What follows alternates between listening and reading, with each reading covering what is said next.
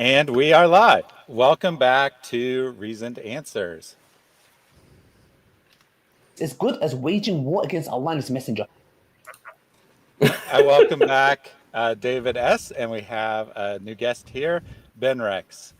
Ben Rex saw a previous presentation by David S., where he presented a kind of a philosophical case for the Trinity, and he had some questions about that. So we're going to get into those questions. Perhaps we'll have an opportunity to take questions from the audience as well. The idea here is that we believe that our beliefs about the scripture, our beliefs about the Trinity hold up to scrutiny, and thus we welcome the most challenging questions that people have.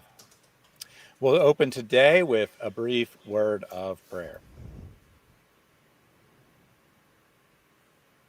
Dear Heavenly Father, we thank you so much for this time together here today. We are in pursuit of the truth. We want to properly exegete your text. We want to properly understand who you are, understand your nature, understand what kind of God you are. And we ask that you illuminate the truth today, that you help the audience perceive what is true, that you help us perceive what is true, that you help us and guide us in our discussion, that you prevent us from theological error. We ask that whatever that is said is true is remembered and applied to people's lives, and anything that's said that is false is quickly forgotten. I ask that you be with me and my guests on a personal level, that you give us the strength and perseverance for a productive discussion today, and the wisdom to know what to say. I ask these things in Jesus' name. Amen. All right, and a couple of quick announcements as well. So number one, as you can see, the bot is promoting that there is a new animation for today. If you watched the last stream, you saw a preview of that, but that's now available for general use. So if you go over to the website, you can learn about that. Another announcement is that I have someone, so a couple weeks ago in streams, we talked a couple times about possibly hiring a video editor. Someone who I'd worked with in the past contacted me. I'm pretty sure they didn't actually see that. They were just contacting me for their own reasons. And so I have hired him on a trial basis. If you want to help pay for that so that it doesn't all come out of my pocket, you can visit my Patreon, which is in the video description, or you can set up a reoccurring donation on PayPal. If for some reason you don't like Patreon, that is also available. And there's a subscribe star option too if you want to be different and go that route instead. So I would appreciate it. You should. I had a conversation with him yesterday, kind of got on the same page. So you should start to see a lot of content, shorter form content, not like 60-second shorts, but like 5-10 minute segments from the live streams, extracted out, edited down, tightened up, so that people can get benefit from the stream without watching the entire 2, 3, 6-hour presentation. So I'm very excited about that, and I hope that people find that beneficial. So welcome to my guests, to David S. and to Ben Rex. Ben Rex, why don't you introduce yourself, whatever you want to say, and then David can introduce himself and briefly tell us about what he talked about last time. Yes, yes, I'm a viewer. I viewed a few videos of yours. I'm from Switzerland, an engineer, and yeah, I don't know if there is much to say. But I assumed you will ask me why I'm a Christian, so I prepared a slide for that. Nothing too big, but yeah. Yep, absolutely. So I'll go ahead and pull that up now. Yes. Short answer is basically I grew up as a Christian. My parents were Christians, both of them, and I looked at what the world teaches, like the secular atheistic world and a few other religions. And to me, Christianity just makes more sense of everything. And yeah, that's basically it. Absolutely. I think that's a perfectly good reason, right? That it makes more sense. It better fits the evidence. Great reason to be a Christian. So David's been on here a couple times. So why don't you take a minute to introduce yourself and then remind the audience or inform them for the first time if they didn't see the original presentation of what you outlined last time. Yeah, sure thing, sure thing. My name is David S. I am so glad to be back, and it's wonderful to have Ben here. Also, Ben, I love that answer about why you're a Christian. I think it's so good to have a reasonable approach to Christianity where you see the reasons for it and see that it makes everything make more sense together. So, such a wonderful answer. For my answer as to why I'm a Christian, same way, same thing, you know. I've studied atheistic materialism and metaphysical naturalism, Buddhism and Hinduism slightly, and I've studied all these different world religions, Islam, obviously, and none of them compare to the explanatory power of Christianity. So, you know, right on the same page there. But last time I gave a presentation on the Trinity, and I spoke about it from a philosophical perspective. I tried to really stick with a simple philosophical approach because I realized many times, in speaking with Muslims and some other people, they'll say, well, we don't trust your book. Or we don't trust the verses in your book. We don't trust any of the things in your book. And I thought, you know, what would be interesting if I pursued a metaphysical explanation of the Trinity from pure philosophy. Because through a metaphysical approach from pure philosophy, then people who say they reject our book don't really have a good reason, because then they'd also have to reject the logical arguments and philosophy presented. So previously on a PowerPoint that I presented here, I had spoken on the attributes of God, those metaphysical and essential attributes of God, the ones that are proper to his nature. And so pure actuality and ipse esse subsistens, right? That God just is. I talked about his goodness and his love quite a bit. I think the goodness and the love of God are foundational to understanding the personhood or persons of God. And so I presented on that in a prior presentation. But I'm just a Christian who enjoys studying theology. I'm praying someday to make and write and publish written works that can help simplify the more complex data of Christian theology and philosophy. And we have a couple thousand years to simplify, so you know it's going to take a while. But I'm trying to really simplify it for people, and also to show how robust a Christian worldview is. So that's me. That's everything just about that I had wanted to say and talk about there. I'm sure as we go through, Ben and I will have a chance to go through some more of the information relevant to the Trinity presentation and my wild, wacky web of attributes that I had drawn and shown there that I think is still on Thaddeus's website, or at least it was in a previous Yes, live stream. yes. So there is a link to the original presentation, the i.e. the original YouTube presentation, and within that there is a link to the PowerPoint presentation.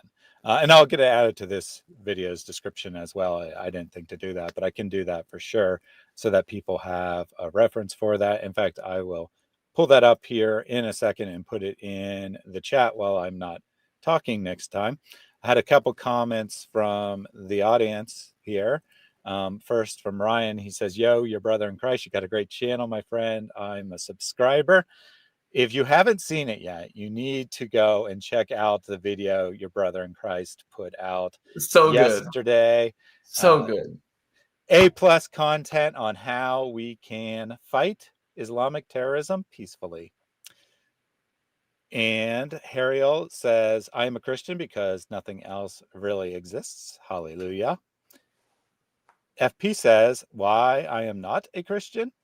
Because many Christians claim to follow the book and don't. I think that's a very interesting statement there. And I would agree with the second part of this, right? That many Christians claim, or many people who claim to be Christians, like they say that they follow the Bible, they say they follow Jesus, and they don't seem to actually do that. Where I would dispute this is whether that's a good reason to believe or disbelieve in something. Because I'm sure whatever belief system you look at, you'll find many people who don't actually follow it. Many people claim to be a Muslim and don't follow their texts. Many people claim to be a Hindu and don't believe in the polytheistic system. They have other ideas. Many people claim to be atheists and don't act like material naturalism is the truth. They act like there's a spiritual reality. They act like there's a higher truth, even though they claim they don't believe that. So I would say don't judge by what people who claim to be something do, but judge by what the actual beliefs of that religion or worldview are. Anything you want to add? Amen.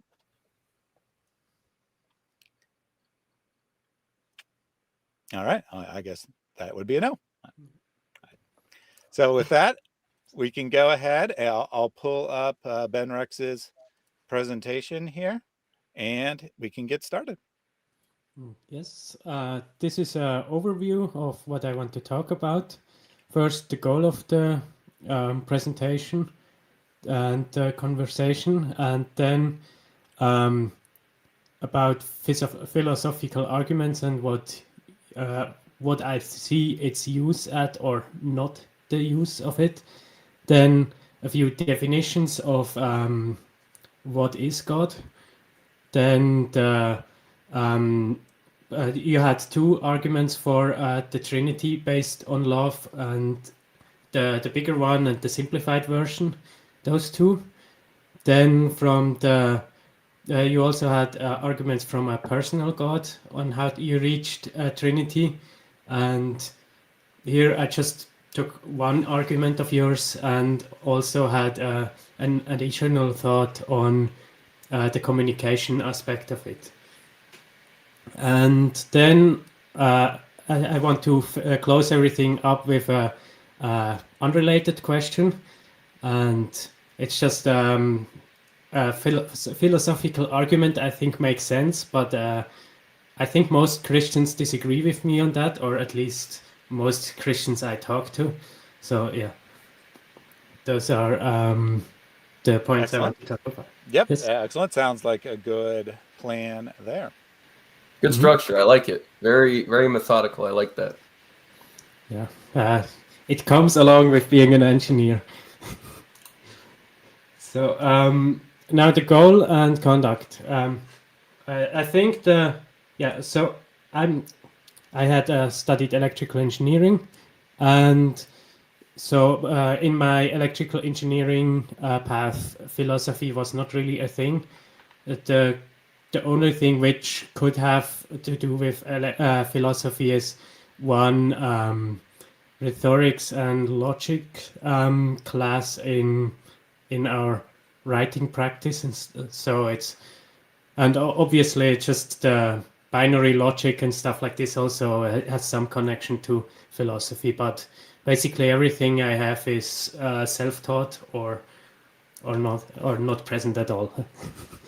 And then but thanks to my background and probably also my genetics, I would say I have a decent skill in detecting what is actually a claim and what is the interpretation of facts and where are the gaps in an argument. So I don't really like the thing which I don't really care about is taking an idea and thinking for it for an entire evening. I just look at it, see if if it makes sense or not, and then I like to move on.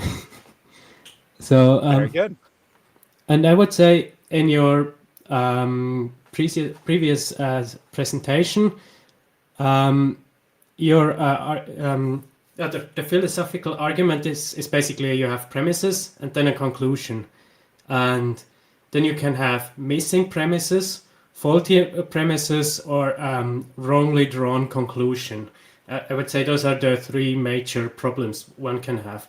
And I would say I didn't detect any missing premises, and I didn't detect any wrong conclusions.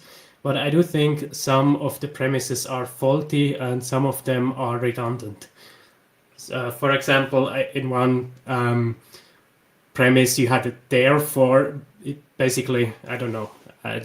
This doesn't seem like a separate premise to me, so I would call that redundancy. But yeah, we will see it when we're in the presentation. And my goal is to focus on the Trinity aspect of it, but if you were not believing in the things you claim. So I don't assume, for example, love is a objective moral good. Like with some people, we can assume that because they have that in their worldview or in their cultural upbringing, but not with everybody. And I won't assume those things. So I'm aware in your previous presentation, for some points, you had that as an assumption. But in this presentation, I will mostly not assume those things. And then, yeah, so sometimes I will argue for points I won't agree with myself because, yeah, I'm a Christian, but I want to see how it is objective and not just the scripture tells me so. I trust it if the scripture tells me so, but I don't think I can convince a consistent atheist with that argument. And Yep, sounds very Yeah. fair. Just a quick note here. Apparently, your brother in Christ and perhaps others, although they won't be hearing me, so this advice is useless, but they were stuck and it didn't realize the presentation had started. He's like, when this starts, and then everyone's like, it started already. So if you have that problem in the future, it's past the, it's more than a couple minutes past, 10 minutes past, say, the proposed start time. Maybe refresh the page just to see if I'm actually that late or if it started without you realizing it because YouTube was not working properly. And then I had a comment here from Una that the cat cam is a great addition. We briefly had Artemis, but she decided to leave us. So hopefully a cat comes back and I'll put that back up on the screen. All right, you can continue on. We got your goals and how you're going to handle things. So if we want to get to the first point, we can. Well, actually, if I could just. Oh, go ahead.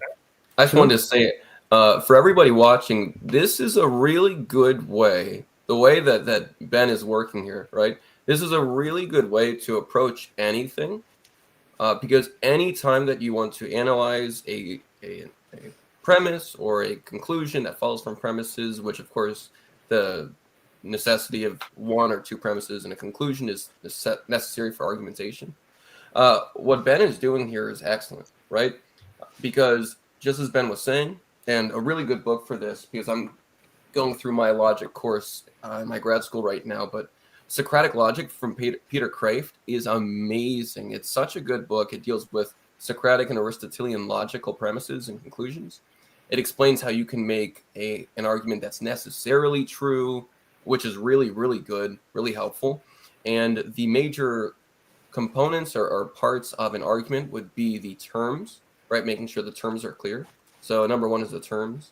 Number two are the propositions or premises. So those are like your sentences, just as Ben was talking about. And then number three would be your logic, right? And so your terms can either be clear or unclear. Your premises can either be true or false.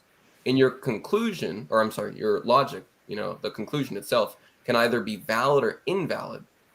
And then if you have clear terms, if you have true premises, and if you have a valid conclusion, then the argument is necessarily true.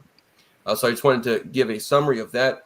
Ben did a really good job already talking about that. I just wanted to give a shout out to this book. It's really helpful. All right, go ahead, Ben, with the next couple slides. I just wanted to give you a good commendation because you did a great job on setting that up, and that's a good example for everybody else. Yes. First, I want to have two basically arguments on philosophy or on philosophical arguments. So first premise is, basically what you just stated. You have premises, conclusions, and how they interact. Then second premise is, if we miss a premise, then the conclusion might be void. And then third is, every person has a worldview, and therefore the biases and blind spots which go along with that worldview. And so, as a conclusion, I would say it's not, or the way I view it is, it is not actually possible to be certain on a point just because we have a philosophical argument, because I always assume I have blind spots. So that's why I personally don't put too much weight into philosophical arguments. What would you say on that? Yeah, so I would say, and I understand where you're coming from, right? As a matter of fact, even in Peter Kreeft's writing in Socratic Logic, he says the most difficult part of argumentation is the question of if a premise is true or false. That's the most difficult part. Because with the logic of an argument, if it's logically valid, you can do that pretty easily, right? You can be like, that's a fallacy here. There's something that's not following. So the logical argument of it is the easier part. The terms also, making sure they're clear and defined, that stuff's easy. The premises being true or false, that's the tricky part. Now, of course, since you used a philosophical argument to make this argument, I would say that, in a certain sense, you do believe that there is good value to argumentation using a philosophical structure, since that is the argument itself. But I would also say that there is a possibility of philosophical certainty. Now, how certain we can be about that certainty is a different question that gets into a different discussion on epistemology. But I'll say it like this. We can assume an argument to be certain until one of the premises has been shown to be false. Sometimes, because I think you're correct the way you're approaching this, sometimes people say, since we cannot know forever if our premises are actually true, therefore we can never be truly certain. But I think that there is a sense in which if nobody is able to show why a premise is wrong, then we could at least assume it's certain until somebody else finds a way through, finds an issue with it. So I would say that there is a potential certainty, but it's a humble certainty. I want to say it like that. It's a humble certainty that's waiting for someone to show why one of the premises is false. But until then, we can assume it's certain. So that's the one little caveat or one little addition I'd have there. But I agree. People do have blind spots, and that's why it's a humble certainty. Where we know it's possible we missed something. But that's great. That's great. That sounds good. I for one, I used the way of formulating this as an argument because it's a philosophy communication now. So it's a way of adjusting myself to the situation, and also a bit to tease you. But I would agree there, and I think philosophical arguments have, at the very least, the value of making thoughts clearer, and so I would say that's certainly a point. And one little thing I would disagree with you. You said until a premise is shown to be wrong, we can have a potential certainty. But one thing which people who think logically often miss is that sometimes people think, or there is a large group of people who think intuitionally, with the intuition, and they can have a very correct statement.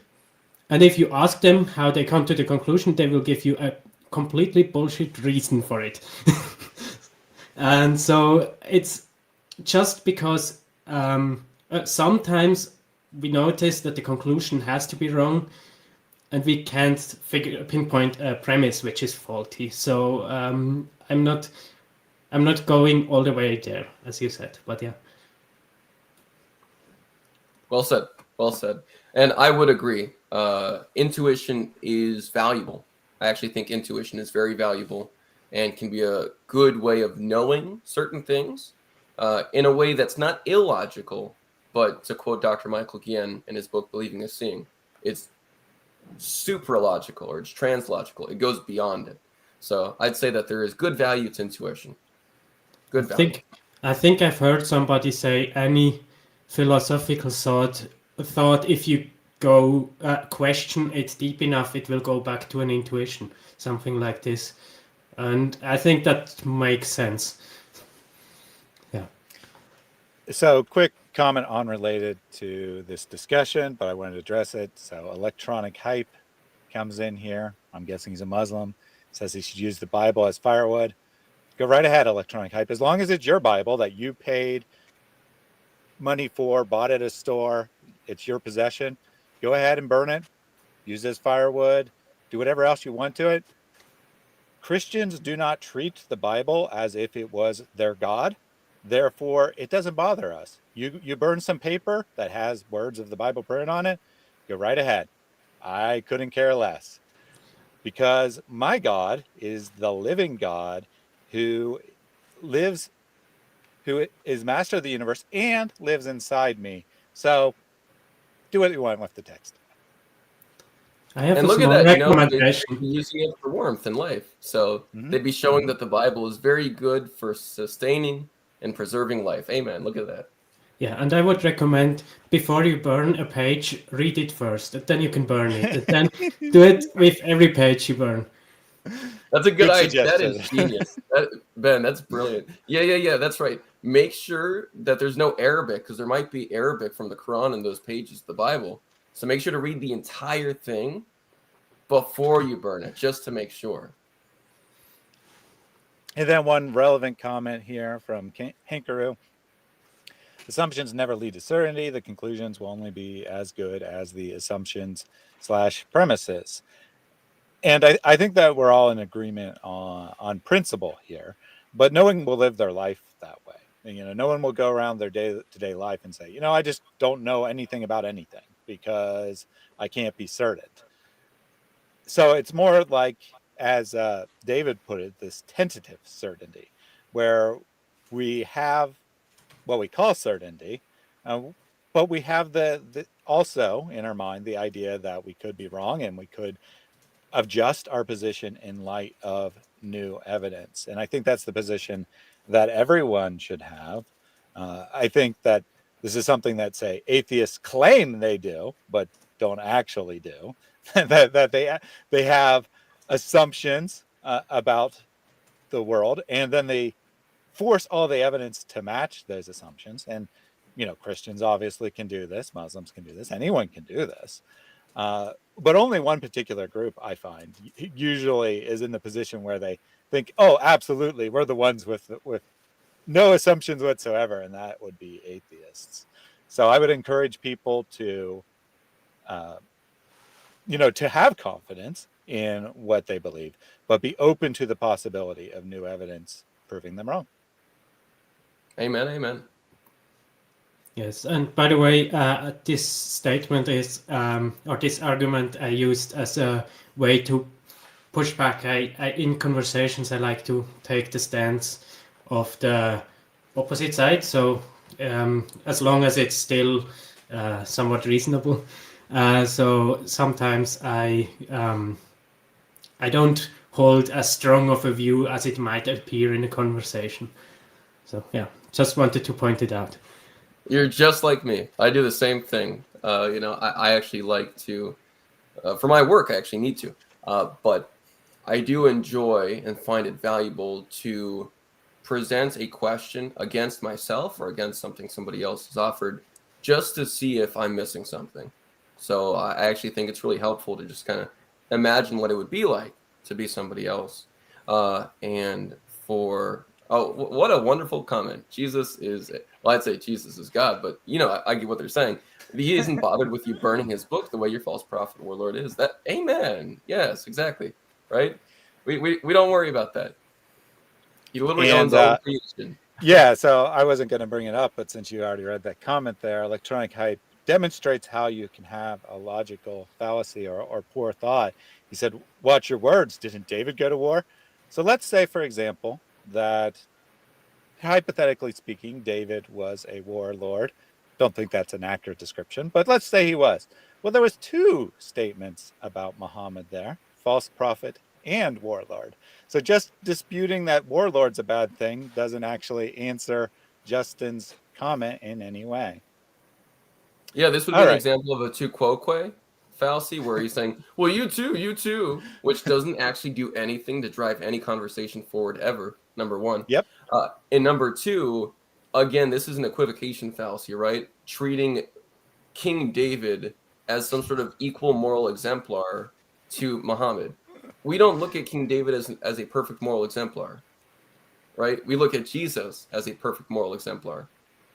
So to randomly compare someone who we don't use as a moral exemplar to somebody who the Quran and your Hadith say you must treat as the perfect moral example is a complete equivocation fallacy, right? So again, yeah, hey now, you can't talk about a prophet going to war when David said, again, this is so strange. I'm sorry, Ben. I'm sorry. I don't want to derail it too much, but just No a quick statement. Equivocation fallacies are the most egregious and most common of fallacies. And when you're not able to see how you're equivocating between incomparable premises, right? Or at the very least, ones that are just not similar, then it shows that you haven't really thought about your claims and you're just regurgitating information that's irrelevant. Mm-hmm. If you want to make a comparable comparison or like a reasonable comparison, you would have to compare Muhammad to Jesus. That would be a realistic example. That would be a good comparison. However, you want to know why they're not doing that? Because they have an underlying straw man fallacy. Look how fallacious this reasoning is. They're specifically going after someone that no Christians look at as a perfect moral example in order to try to make some sort of moral equivalency between Islam and Christianity to kind of substantiate their tu quoque fallacy, right? The amount of fallacies in this little mindset is wild. So, since I know you would never actually try to make the comparison between Jesus and Muhammad, because you know the moment you do, you'll see how much greater Jesus is in every way morally. Of course, you'll go to King David, which, by the way, us as Christians can say, yeah, King David made some mistakes. I don't know if going to war is a mistake, because I think he's quite justified in whatever they had to do. But he made some other mistakes that are very serious, extremely serious. So yeah, I just wanted to quickly respond. Don't want to take and just to point out the fallacy here in a different way, you're suggesting that because David went to war, or because other people went to war, you can't judge Muhammad going to war. Therefore, because Muhammad went to war, you can't judge other people going to war, which means you, for example, can't say anything against Israel right now. So I would like you to put into the chat that you're right. I can't say anything negative about Israel because they are just doing what Muhammad did. And we'll see if you think that that is actually logically equivalent. Now, I don't think it is, but by your argument, they are logically equivalent. So you need to say that in the chat. All right, let's get back to the Trinity. Yes, although it's not quite the Trinity yet, the next slide is still not about the Trinity.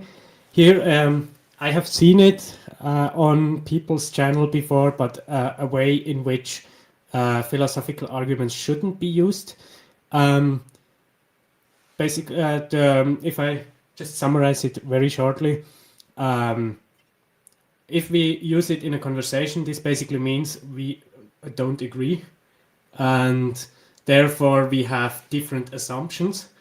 And sometimes we miss an assumption because we don't even think about stating it, and so we miss a premise.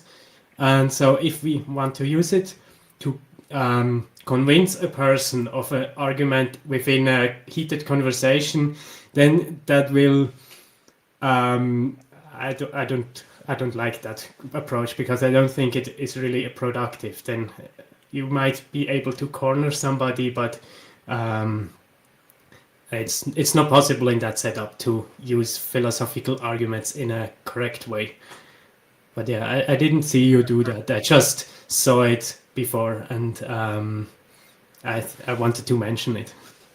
Yeah, I depending, because I do understand what you're saying. I think depending on the way it's used, it can be very effective. Because I know implicitly you actually imported a premise, a hidden premise in this when you're talking about it, right? Which is like shouting or aggressive when it's like an aggressive argument conversation, uh, and when people are being belligerent or trying to back somebody into a corner. And now, of course, that's not in your philosophical arguments, but those would be some of your unspoken premises that you speak about when you're talking about it, which is ironic. Yes. But I would say this: I agree with the spoken premises you delivered, not so much with the written ones on the screen, but with your spoken ones, where people try to use it to back somebody into a corner. If that's your only goal, right? If somebody, because it's really a heart matter, right? It's a matter of intent. If someone's only goal is to destroy somebody, you see that you want to destroy them with philosophical arguments or something, then there is something very much so lost there. Because then you don't really care about the person and about helping them to actually see the truth, right? Or the significance of the argument, following logically from the premises and the conclusion. Instead, you're just trying to trick somebody or trying to show them that you're so much smarter and stuff. So when people do that with philosophical arguments, I would say there is an issue. And I would say that those people with those intents and with those intentions should not approach conversations with philosophical arguments, because their desire is not really to show someone the truth, but just to make somebody feel foolish or stupid. So number one, in those cases, I would agree. I would agree with that. And you see this with, obviously, I'm sure, Ben, you've seen this with Muslim apologists quite a bit, where they're like, you're destroyed, boy, you're destroyed, right? And they don't actually care about trying to really win somebody over. Not in the slightest. They just want to destroy somebody. They want to obliterate them, to make a mockery out of them. And that's just not effective. I agree with you completely. That is not effective at all. But I have found a great deal, both in my work and my other jobs and in my conversations with people. I have found really fruitful conversations with philosophical arguments, and I mean arguments logically, not like, shouting or something. With philosophical arguments, I've seen it very effective in love, right? Kind of like 1 Corinthians 13, if you do all this in love, then it's meaningful. And I have evidence that some people have been really impacted and have had their worldviews challenged, and some of them have changed their entire worldview to a more Christian one, or fully to a Christian worldview as a result. And so I think your spoken but not written premises are really valuable here. I It's really disagree. okay. Last half sentence of premise 5 is when pressed on the spot. So what I spoken, I have written in premise 5. I should have more clearly focused it on this, but yeah, I can see that. But sometimes, for example, if I'm in a conversation, I tend to not think as well as when I'm alone.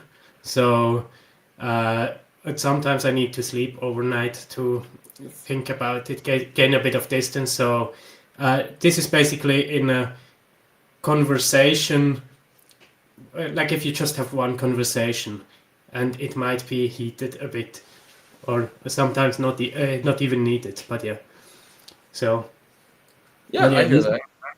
this is just a small point. This is not really just a side point.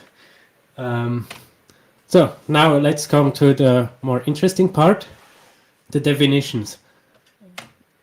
I like the way you distinguish between attributes and characteristics. I didn't write down a summary, so if you want to, you could give a summary again of these. David? Yeah, I can do that right here. Let me go, because I actually have that PowerPoint right around here. There we go. Okay. What do we mean by attributes? Characteristics, and this is actually in reference to Dr. Norman Geisler's Systematic Theology, Volume 2. I think that's one of the sources Who I used ate for the this. apple? Also, I love that animation. That's amazing. It grows into many trees. So I think this book was being used at the time along with Ryan Davies' book, The Thoughts of Thomas Aquinas. So again, the definitions I had were characteristics are traits predicated, that means described or attributed to God relative to his creation, like sovereignty, transcendence, eminence, omnipresence, ineffability. Attributes, on the other hand, are essential to God's nature, even without any creatures with whom he could relate, without any created things or anything like that. So these essential attributes are always true of God, and they are true of God's one divine essence, in a way that also starts to combine with the other attributes. So that's the source for that. Yeah. And So, since you paused, I'll say that Professor Yoffel triggered the apple animation as the first one to do so. And when eating an apple yet? Nope, you are the first. And as the first to trigger a new animation, you get 1,000 points, which is what you spent on it. So basically, you got a refund. All right, continuing on. yes, and now about the question about those two words. How do you actually determine if something is an attribute or a characteristic? Oh, that's excellent. That is a great question. So, number one, a lot of these you can understand to be attributes versus characteristics, depending on if they require something in creation, right? So, for instance, creation is time, space, and matter. So, since creation is time, space, and matter, that's the universe, then we would understand God to be timeless because he existed beyond creation, right? So, if time, space, and matter, then we know God is timeless, spaceless, immaterial. And so the attributes that require space, like omnipresence, omnipresence technically requires space, right? In the sense that you can't be everywhere at once if there's not a specific place or space to be. And so you need space for God to be omnipresent in that sense. Or you need a creation for God to be transcendent above the creation. You need a creation for God to be sovereign over the creation, right? And so a lot of these are understood from, just thinking through and removing. We call this the via negativa, the way of negation or of removal. And Christian scholars for the past couple, even Jewish scholars actually, like Moses Maimonides, for the past couple thousand years have been saying, if we remove certain things in creation, then we can know the God who is independent of creation wouldn't need these attributes. He wouldn't need these as attributes. They'd just be characteristics that we experience. Compared to an attribute. So an attribute, as you have here, is essential to God's nature. So it's something that is in God that he wouldn't need his creation to be. And I will say also a really important thing throughout church history and philosophical history is if the Bible makes a description of God in a way that sounds essential, it sounds like it is his nature or it is who he is, then we usually give that more weight and we're more likely to think about that as being essential to God's nature. Like 1 John 4:8 and 1 John 4:16. In those verses, it says God is love, which is really strange, but it's true. That's what the scripture says. God is love. And so since it speaks of that in a very essential way, just saying God is love in a very clear way, then we would say that love must be essential to God's nature in that sense. So I think that's a really good question. How we determine it's either the via negativa, the way of negation, negating what we have in creation in a certain sense, to see how God could be independent from it, or just from those Bible passages that talk about his essence in a non-metaphorical way. So I did have a question from a Muslim here, and since they identified as a Muslim, asked if they could ask a question, and then it did so very politely. I do want to bring it up here. He said, "So why does God not reference the Trinity when He made the first commandment and when God taught monotheism?" It's just a question I had on my mind. Great question. Look at that. That's so well put. So, why does God not reference the Trinity when He made the first commandment and when God taught monotheism? Well, that's because God, being a Trinity, doesn't break the first commandment or monotheism, right? So when God teaches monotheism and the first commandment, that's because those are true, right? That there is one God. That is a fact of reality. That's something that we've established. And monotheism, again, teaches there is one God. First commandment, you shall have no other gods before me. That is true because we believe as Christians that He is one God.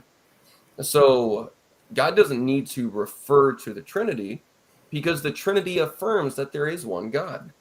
It's just that one God exists as three persons. So I think this person is equivocating between person and being. We agree that there is one being, one God. That one God exists as three persons, right? And so God doesn't have to bring up the Trinity when He teaches about monotheism because those are not contradictory claims. Good question. Good question. Yeah, and I would say that the Trinity is taught throughout the Bible, from Genesis through Revelation. It's taught in various ways. Now, the word Trinity isn't used. That's a label that we came up later to explain the theology taught by the Bible in a one-word term. If you want to throw out the term, fine. But the ideas that are encompassed in the Trinity are taught throughout the Bible. So continuing on with you, Ben Rex. I have also Proverbs. In the Proverbs 25:2, it says, "It's the glory of God to conceal a thing, but the honor of kings to search out a matter." So I think God wants people to seek out basically God and how He created the world, and so He wants initiative of us. And so He implied it in the Bible. In the beginning, it is more it's less obviously implied, and the more it goes on, time goes on, the more things He reveals. So yeah, that would be my 2 cents on that question. I like it. Yeah, and going back to the presentation, here I will skip the question before and go directly to this here. You explained in the Divine Simplicity slide that a lot of God's attributes are negation of existing things like finite and infinite. And how can we check if these negations of things we use in daily life, if they still make a coherent image, especially since they are basically outside of our Who ate field the apple? of intuition? Just continue on. Yeah. The question finished. Yeah.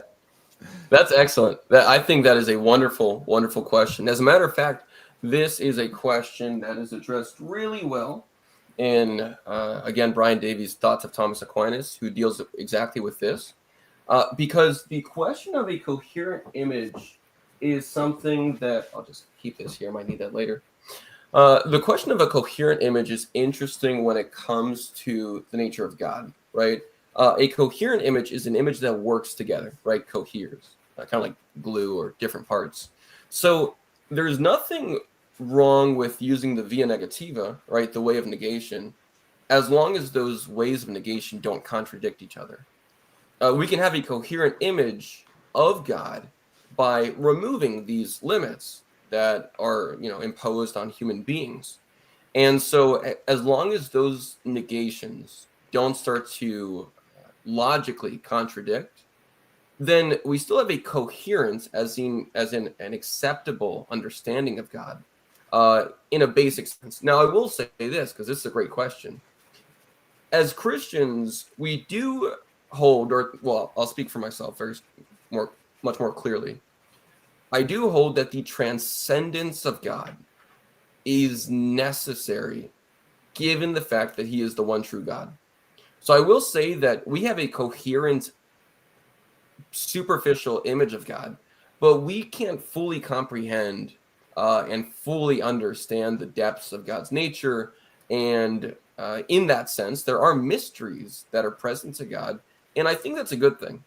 I do think that it's a good thing that even if we have a coherent image of God, we don't have a super clearly accessible image of God, right? As kings searched out the things of God, so do we through this method.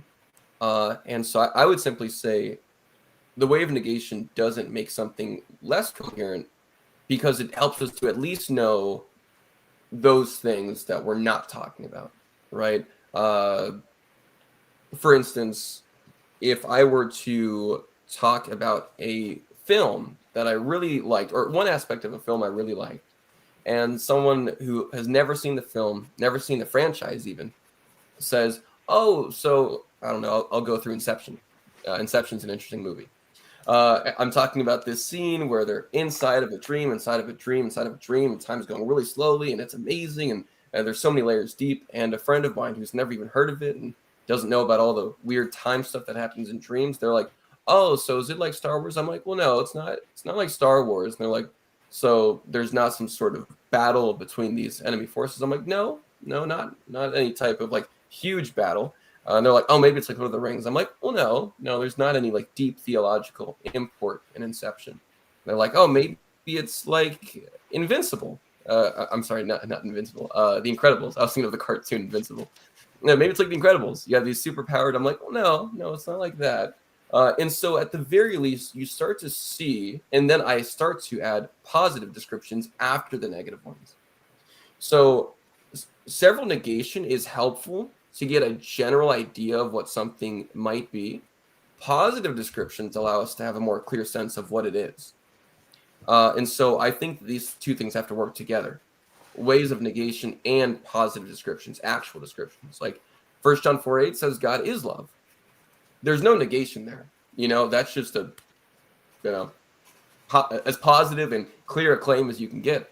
And so, and of course, John chapter 3, where Jesus says, God is spirit, right?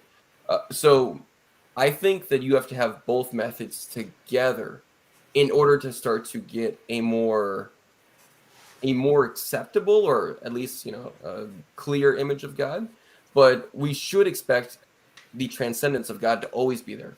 He's always transcendent, so we'll never have a comprehensive view of God. If that answers the question. I don't know if it did. I think it did.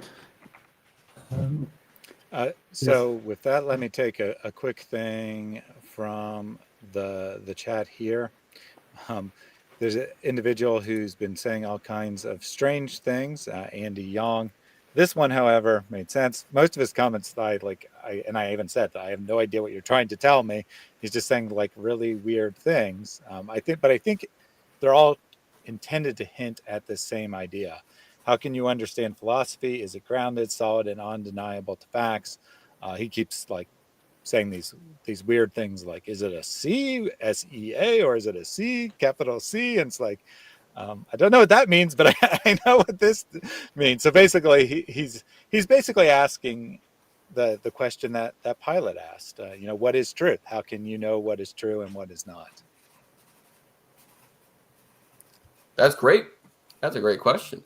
Well, foundational to logic and philosophy is the assumption that there are some realities that are just true by definition. They're called philosophical tautologies, which in logic, some tautologies, things that are just true by definition of what they are acceptable, right? Like the laws of logic, right? The laws of logic are just by definition true, right? Because that's how they are. They work in every system. We discover them. Historically, they're not a thing that you made, because they're a thing that apply in every situation ontologically too.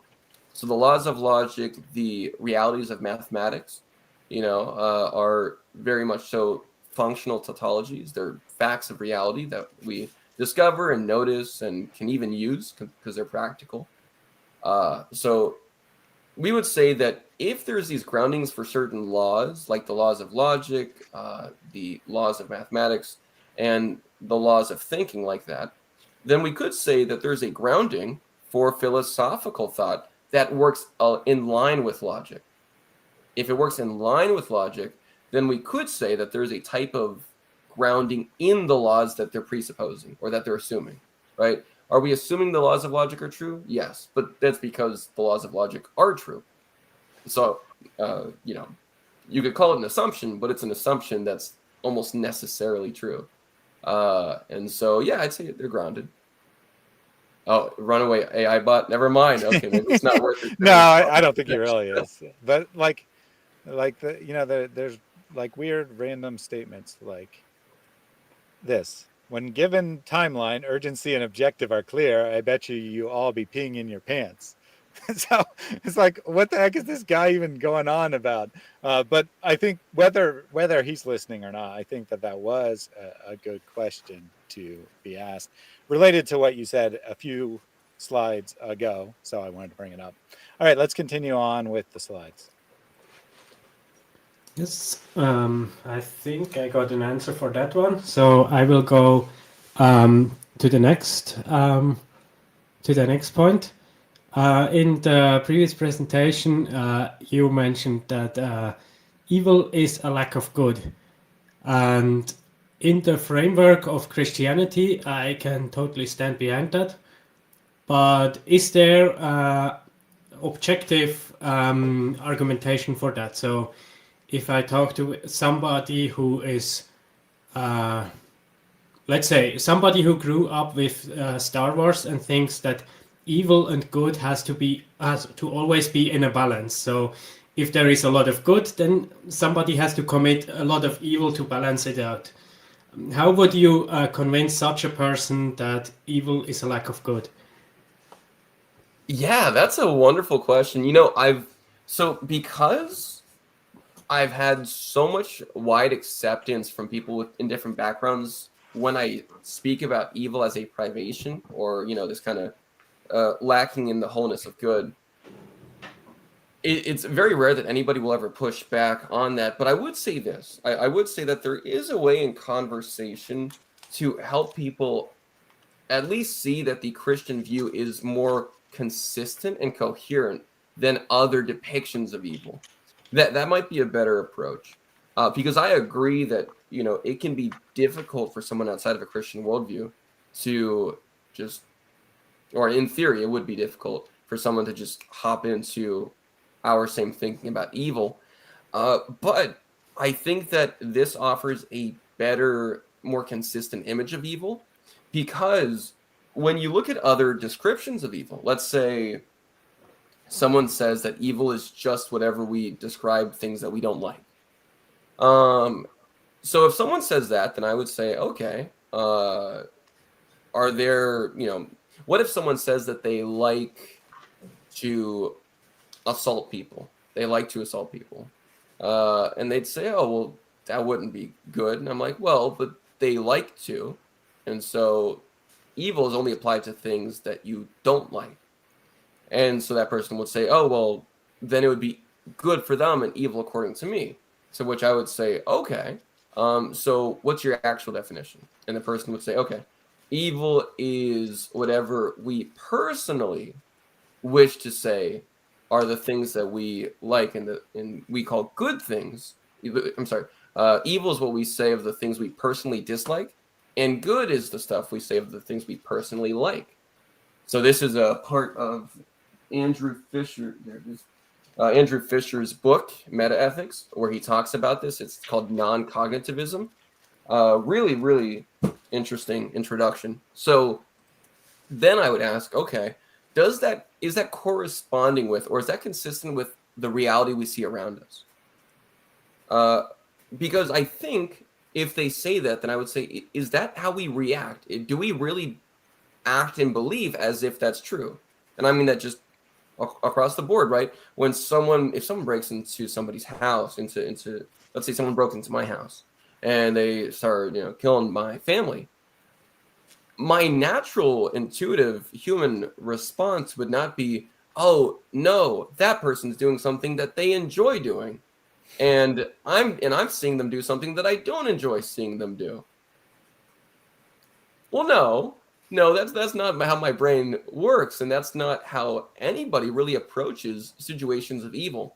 People approach it with this sense that it's the way things should not be, that there's something wrong, that there's this thing people are appealing to, and they're like, this just isn't right. And it's not just a matter of how they feel about it, but it's, or even how I feel about it, but it's the way that things should be, and they're going against the way things should be.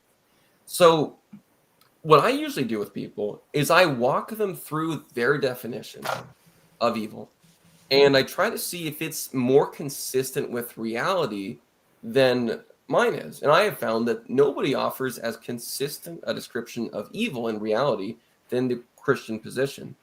You know, for Muslims, if you actually get into the discussion with them, they'll say, or at least for philosophical Muslims, I mean, then they'll say, well, you know, Allah does will all things to come to pass exactly as they come to pass without question. So he wills evil. So I'll say, okay, so evil is what Allah wills. And they'll say yes. And I'll say, what about good? They're like, that's what Allah wills. And I'll say, so evil is what Allah wills. Premise 1. Premise 2.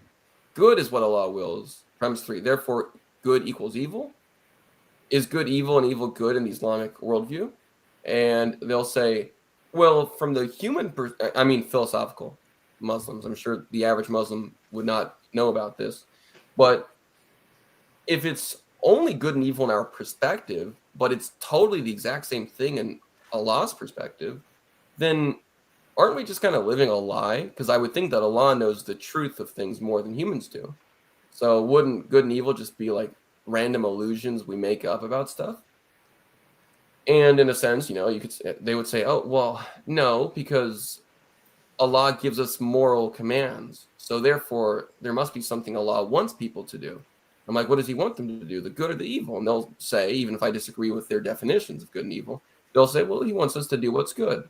I'm like, okay, so he wants the good, but he wills the evil, right? So long way of saying, ask them what their definition of evil is and goodness is. See if it's consistent with reality. And when you start to see that it's not, then you could offer the Christian perspective of evil being a privation of good. If you want, you could say something's here that's not being where it should be, right? So when a gunman breaks into a house, it's good that this is a human being who has an intellect and a will, right? This is a human being, so it's good that a thing exists. And it's good that they even have the power to, you know, if they needed to, do something of great strength. But what's empty, what's missing, that privation, that pothole in the road, is that this person's using it in a way that they shouldn't, right? To kill a helpless family. And so now you have something that's there, the rest of the road, this person, but then you have this thing missing. There's something missing. And I think that at least it feels like it fits the intuitions better. And it feels like it's more consistent with reality as a whole. That's what I would say. But do you think it's effective in conversation with people, or do you think it still wouldn't be? I think it makes a lot of sense if you talk to post-Christians, new atheists, and Muslims. But if you talk to a hardcore eugenics guy, or a Confucianist probably as well, or a Roman Stoic or whatever, I don't actually know, but I assume they have a way better thought through idea of good and evil, and then this point wouldn't work anymore.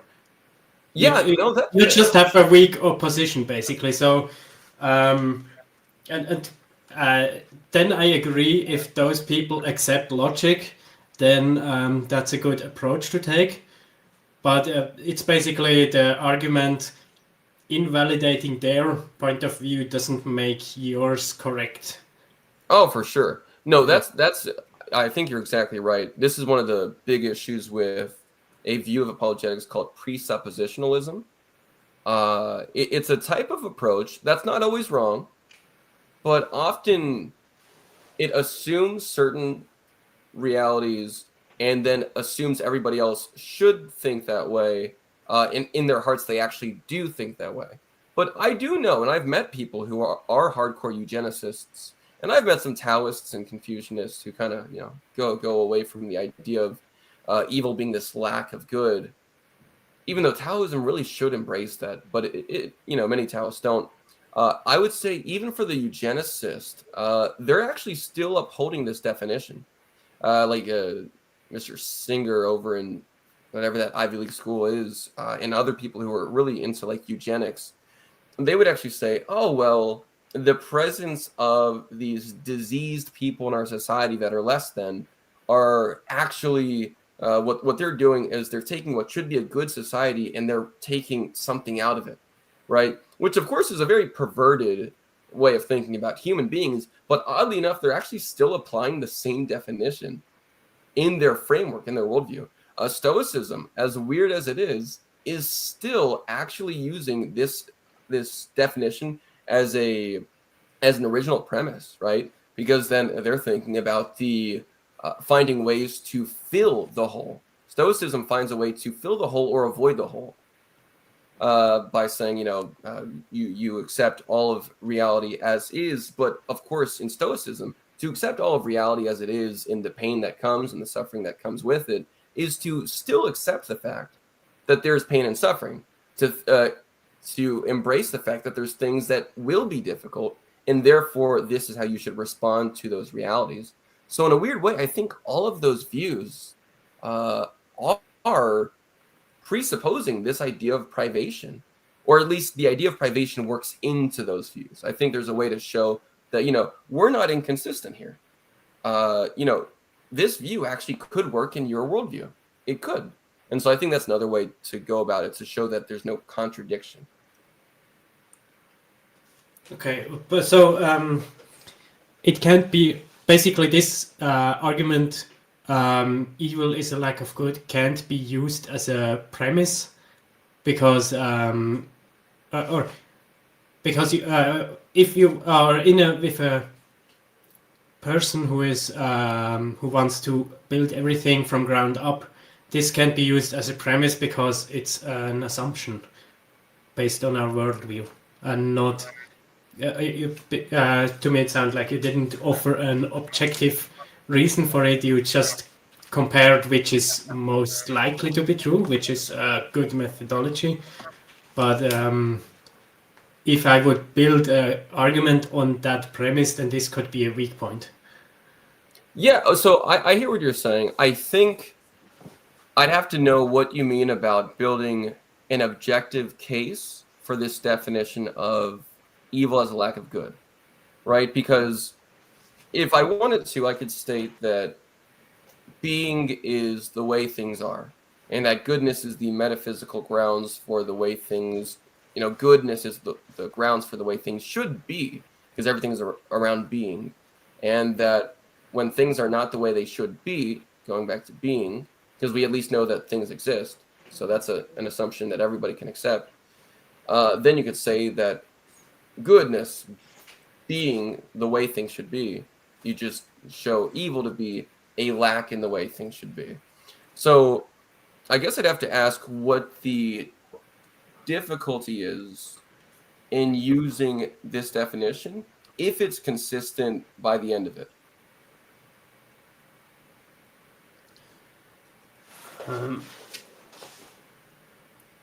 I would. Is it? I guess I will have to ask it like this. So the way you formulated that question sounds to me like it's a conclusion doesn't require the premises to be objectively true. They just have to be consistent. Everything has to be consistent so that the conclusion is true. Did I understand you correctly, or did I formulate it in a way that is understandable? I hear what you're saying. I don't know if that's exactly what I was going for. I'm saying consistency is a necessary part of it in order for it to be a valid conclusion. Mm-hmm. And then if we actually want to see if it's like necessarily true, then we'd have to prove the premises to be true, right? So because of course, if one of the premises is not knowably true, then the conclusion might be true. It might not be true in reality. We don't know.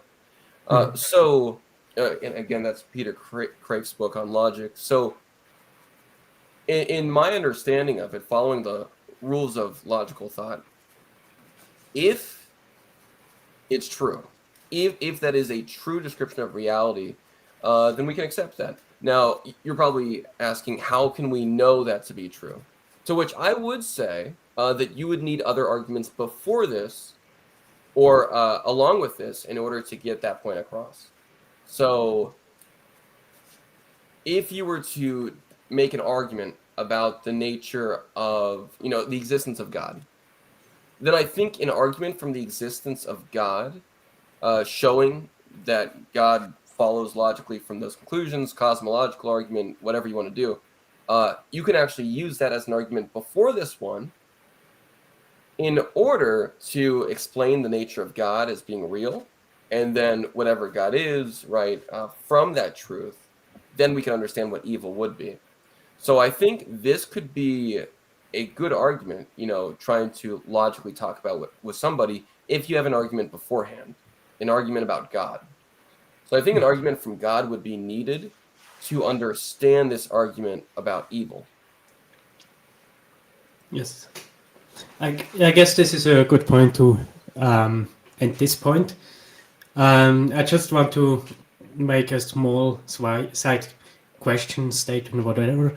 In the last stream, you said evil is the lack of good, and as an argument for it, not really argument, but you told the story of the road with plot holes, and I would say it's, if you tell a story, then it's just to make it more understandable, but it's not an argument for it, because I can invent a story to argue for any point. So I assume you agree with that. No, that's fair. I think stories are just good analogies to help get the idea across. So I would agree with that. I think stories don't count as arguments, but they are helpful little lessons or images to get the conclusion across. Yeah, and humans are both rational and emotional, and sometimes we need the emotions to catch up to the logic. So yeah, I just wanted to mention it because I'm a bit sensitive to this aspect. If you appeal to just emotion or rhetorics or storytelling or whatever and use that as an argument, I see that even in science debates and stuff like this. So I'm a bit sensitive to that. So I wanted to point it out. Yeah, I wasn't using it at the time as an argument per se, but only as a way to help people understand the way that Christians have thought about evil for a long time. So it was more just an example to help people understand what I meant by evil being a privation of good, and not an argument in and of itself. That's a good thing to point out. Just because somebody makes a claim doesn't mean a claim is an argument. And so Ben is correct in pointing out that fact. Yes, I thought it would be that case. I just wanted to point it out. Yeah. So next question, God is perfect. I assume, for me it's obvious because the Bible says so. And a lot of theists also think that God is perfect. But to me, if I try to view it from an objective standpoint, does God have to be perfect to be the creator of the universe? Or, I mean, some aspects he needs to be. For example, he needs to be, I think you used the word eternal, as in outside of time. So this, for me, it's clear that he has to be this, but does he have to be perfect, and does he have to be perfect in all attributes, or does it suffice to be just greater than the universe? Oh, that's interesting. Okay, that's an interesting approach to it. So there are some people I've heard who have talked about God just as being the greatest being rather than a perfect being. I've heard people say that before. The reason, though, okay, number one, let's define what I mean by perfect. That's actually a really good place to start first. Oh, yeah. Good. So, because otherwise, definitions before everything else. So, Yes. perfect. When we're applying that to God, when we're talking about God in terms of perfection, we're talking about all that He is. He is without fault, or without lack, right? So that's what we mean by perfect. There's a sense of fullness, wholeness, and completion in God, so that whatever He is, He completely is, right? Which also was on one of my slides previously, I think. And so that's what we mean by perfect. For whatever God is, essentially, what exactly as you have it there, why do we think God is perfect in all His essential attributes? It's because whatever God is, He is the standard of it. Like, there is no standard beyond God, right? I think under the assumption that God exists, we would understand that there's no assumption beyond God, because if there is, then that standard would be God, right? So if God is the source and standard, and there's nothing beyond Him, then we'd have to say He is what perfection is, because there's nothing else He's trying to attain, or He's not trying to grow or improve or something, because there's no standard that He's reaching out to outside of Himself. And so in that's what I would say is an understanding of perfection, that there's no standard above or beyond God that He's trying to attain, that He needs to attain in order for Him to be better than He already is. As He is exactly how He is, without a standard above Him. Does that definition of perfection make sense? It makes sense. I think I had to think about. I think the Mormons, do they believe that God was a person who became God and created the universe? And so Yes. I think there are alternative views which are plausible or possible or whatever. So what would you say to that? Yeah, that's great. That's great. Actually, for a couple of years now, I've been studying Mormonism just to better understand it when the missionaries come by. So you're right. With Mormonism, they do say that Elohim, which is their understanding of God the Father, or Heavenly Father, as they'll say, used to live on a planet next to a star called Kolob. And on this planet next to Kolob, he was a man. He was born from his own God and his own spiritual mother and spirit father in spirit heaven that gave birth to him on this planet. And he lived as a man on that planet. And then he lived a perfect moral life in accordance with his God's instructions. And then because of that, then he became a God because he followed the instructions of his God. And then he had his own spirit wife, and they had their own spirit kids, all that. So the way that Mormons get around the nature of God being perfect, that there's no standard beyond Him, is they say, oh, well, we just have an infinite regress of gods in time, which is, here's the issue. You can't have an infinite number of regress going backwards, of gods in time, because time has not always existed, right? So you'll come to a point where you'll have somebody at the beginning of the universe who either was the one true, infinite, ultimate God, that I think some Mormons hold to this idea that, there's like this original God type wisdom, or there's like this type of wisdom that guides everything to being better and better. And so they'll say that there's this thing at the beginning. Other ones will just say, oh, we don't know. They'll say this has not been revealed to us, so we don't know about it. But in their case, they still hold to whatever that guiding principle is, whatever that thing is before all these gods. You have their own gods, you have their own gods. Whatever this original thing is, it itself would be perfect because it's the thing that's driving everything in the universe towards perfection. Each god is worshiping that god, and each god that's worshiping a god would be worshiping that god too, right? So in their understanding of it, that original thing is still perfect because it's the thing that's driving everything else to become more perfect. God bless you. So that's how the Mormons would go about that. I wonder how the Muslims would go about that. That's interesting to think about, actually. I'm trying to think how a Muslim would go about the question of God being perfect, because I think, I'm not sure, Ben, you'd probably agree with me. I'm guessing a Muslim would say that Allah is perfect. We can just ask them. They are in the comments. Oh wait, that's right. Yeah, that's a good point. Muslims in the comments, go ahead and let us know if Allah is perfect. If Allah is perfect, And what the definition of perfect is.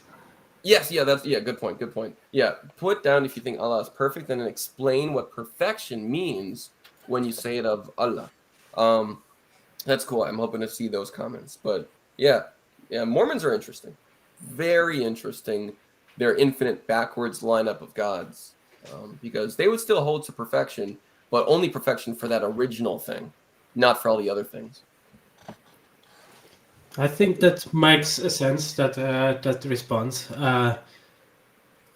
You made me think of first. I once watched a natural theology video, I think, and there they said not just infinite regress in time, but infinite regress in logical causes, and so they made it an even stronger argument. But and another thing, I like to read Chinese fantasy novels. Only read them if you have enough time, because they are huge, and they. I've noticed that they have a weakness. They know how to make long stories, but they are incapable of ending the story, because they have basically the endless improvements. And this is great if you love world building, because then they are forced to introduce new worlds and new environments and new characters, and that's awesome. But the way they end the story, they can either just say, now the universe ends and the person is suddenly happy without striving for progress and without challenging the heaven. That's one way I saw that a story ended, which is very inconsistent with the character. Then another version which you can end it is basically he explored the entire universe and found out that that there is a universe beyond that, and now the story ends. That's another way I saw how a story could end. And I think there are two logical ways in which you can end it, and I have never seen them implemented. One story is one way is, the character dies. I think Yes. that's the most logical one. He basically did some kind of cultivation method or whatever, which caused a weakness in his body, and once he achieved his goal, he dies. And so I think that's the most consistent way such a story can end. That's probably also a criticism of Taoism in general. And another way which they can't use, but if I were capable of writing a book, I would do it.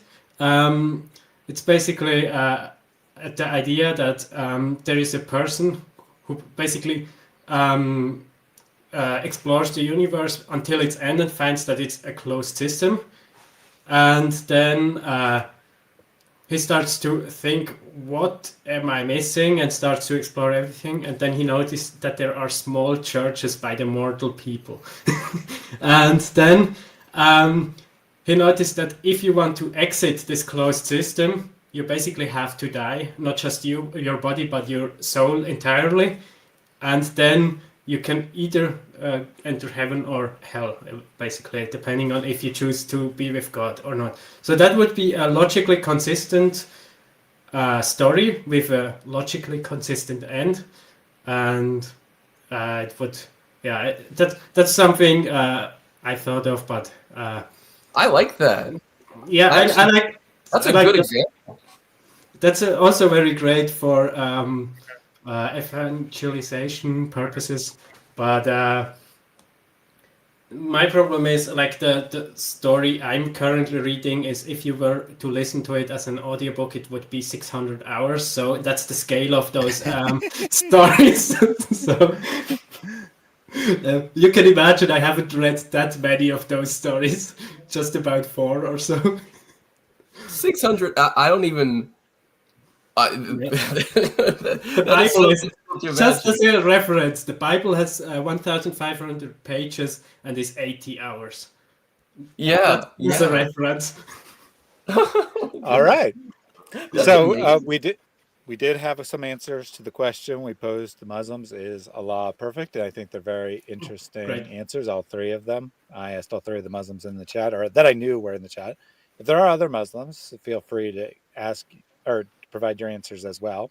But Yobij, sorry, I have no idea how to pronounce that, says, I would say perfect as in the best of all creation, since we believe he is the creator. So this would be perfect equals best of all things. So something, by this definition, everything, there has to be something that is perfect, which Yeah, I thought was an within interesting the answer. grounding is specifically in him being a creator, which is really interesting. Because I would say perfect as in the best of all creation, since we believe he is a creator. So that's an okay definition. I do think it's a little weird to say that it's on account of him being a creator that he is perfect. But I understand where they're coming from. I think I do understand that. So that's fair. That's something. And then the second answer came from Akron, I guess. He says, he just chose not to answer, but instead attack his fellow Muslim. Do you even know what perfect is? Are you a Hadith rejecter? So apparently he didn't like that answer, but failed to provide one of his own. And FP says, don't know. I think that was an answer to the question. I'm not Yeah, 100% certain, which is, I mean, that's a fair answer. yeah, If that's you don't fine. know, then you don't know. I'll always accept that answer. I always respect people who can say that. Um, I would like to see what Akron or whatever that person's name was, what hadith they're referring to, because I'm guessing they're thinking that there's a hadith that actually explains that, and so that'd be interesting. That'd be interesting to see if they could cite that hadith for us, so we could see how Muslims think about perfection. I would say the one definition somebody gave that was Yobeji or whoever that was, Mm-hmm. um, about him being the Best of best all in creation. creation Yeah, is a best creator. pretty that's a pretty good definition. I definitely think saying though, yeah, that since we believe that's the weird part. Since we believe he is the creator, um, is a little strange because as a Christian, I would say he is perfect beyond creation. And even without creation, he would still be perfect. But I do think I understand what they're saying. They're appealing to the same ish idea where they're saying there's no standard in creation by which he would be less than. So therefore, he's the best of all creation, which means he's perfect. I would say there's just no standard at all because he is the standard. He is the standard. But exactly tell me. Yeah, Well, yeah, right. yeah, to him, I right? agree. He seemed. I could only interpret that comment as you're wrong, but then he didn't provide any alternative, and I would really like to know what his alternative is. Same here. And so would this Muslim in the chat also like to know. I think it makes sense, this definition in a Muslim way, because Allah is greater than Alusa, or how is she called again? This goddess. Oh, Yeah, Allah so Salusa Manat. That's right. Yeah. yeah, but it's specifically a lot that is greater because Allah was the high god in the pre-Arabian pantheon. So to say Allah is greater than a lot Allah is greater than Allah means that he's the high god of the pantheon. Doesn't mean he's the only god. It just means he's the high god of the pantheon. I wasn't sure anymore if Alat or Alusa, so I took a gamble and guessed wrong. That's all right. We can't remember all these names floating around, so that's all right. Mm-hmm. Yeah. Back to it. 600 hours is crazy. I just want to say that 600 hours for an audiobook it is wild. That's mind blowing to me. Yeah, it's I think 3,500 chapters, and I'm around 1,300 or so currently. But I took a break because I can't spend all my free time reading those books. I don't think anybody could. I don't know. I don't know if you'd be able to do work, and live life. My problem is that's probably the thing I can get most addicted to, like reading a good story. So I have to stop at times and then take a break, and then when I start reading again, I have to be careful. Especially those books, they don't end. So we did get an answer from Akron here. If the attributes of Allah are all part of his utmost beauty and perfection, and Allah is also to be declared far above any shortcomings, this is clear proof from the Quran that Allah is perfect. So I think he's trying to say because the Quran says he's perfect, and that, I mean, whatever he's saying, it's entirely circular. It's not, and it doesn't tell me what the definition of perfect is, unless you're saying that Allah is by definition perfect, in which it's again circular. So, as Yod points out, that's not a hadith. So why was he going on about rejecting? Oh man, that's what I was just about to say. Okay, never mind. They pointed it out. That's great. I was just about to point that out. I was like, "Where's the hadith part?" I will say this, and when they say Allah is also to be declared far above any shortcomings, that would be okay. That would be okay to say our notion of perfection is simply that whatever lack or fault there is, he does not have in himself. And so that would be okay if they didn't conclude it the way they did. This is clear proof from the Quran that Allah, is perfect. Because then I don't know if they're saying that something being the clear proof from the Quran is perfect, or if they're saying to be declared far above any shortcomings is perfect, or if the attributes of Allah are all part of him is perfect. So, yeah, that. But if they just said to be declared above shortcomings, I'd be fine with it. I'd be like, okay, that's fair enough. I can't really think about anything wrong with that kind of definition. In that view. But they just wrote it so funny that I don't. Yeah, well, I just took out that last comma and thought that there was three thoughts there. That Allah's I think you're right. Attributes is beauty, perfection, whatever. I guess is. I mean, I'm not sure what the point of that part of the statement was, but I at least understood what the words mean. And the second one was that Allah is declared far above shortcomings. And then the third, the two previous things are the proof from the Quran that Allah is perfect. So I think the definition is that the definition of perfect is to have the utmost beauty. You can't use imperfection. That's part of the definition. But utmost beauty and being above shortcomings is the definition, and then the proof is that the Quran says so, I think, is what he's trying to say. Oh, you know what? I think you just laid it out. I think that is what they meant. That being said, I would strongly reject the idea that Allah is utmost beautiful. Just for a lot of reasons.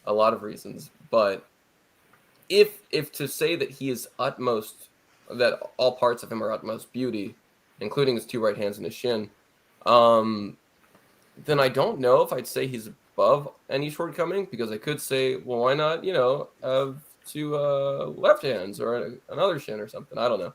I guess, but then again, to give him the benefit of the doubt, I'll say at least one part of this if said by somebody who knew what they were saying, would be good. And that would be Allah being perfect is that he is declared far above any shortcomings. I think shouldn't be too harsh on this because it's very difficult to write short and precise statements. So True.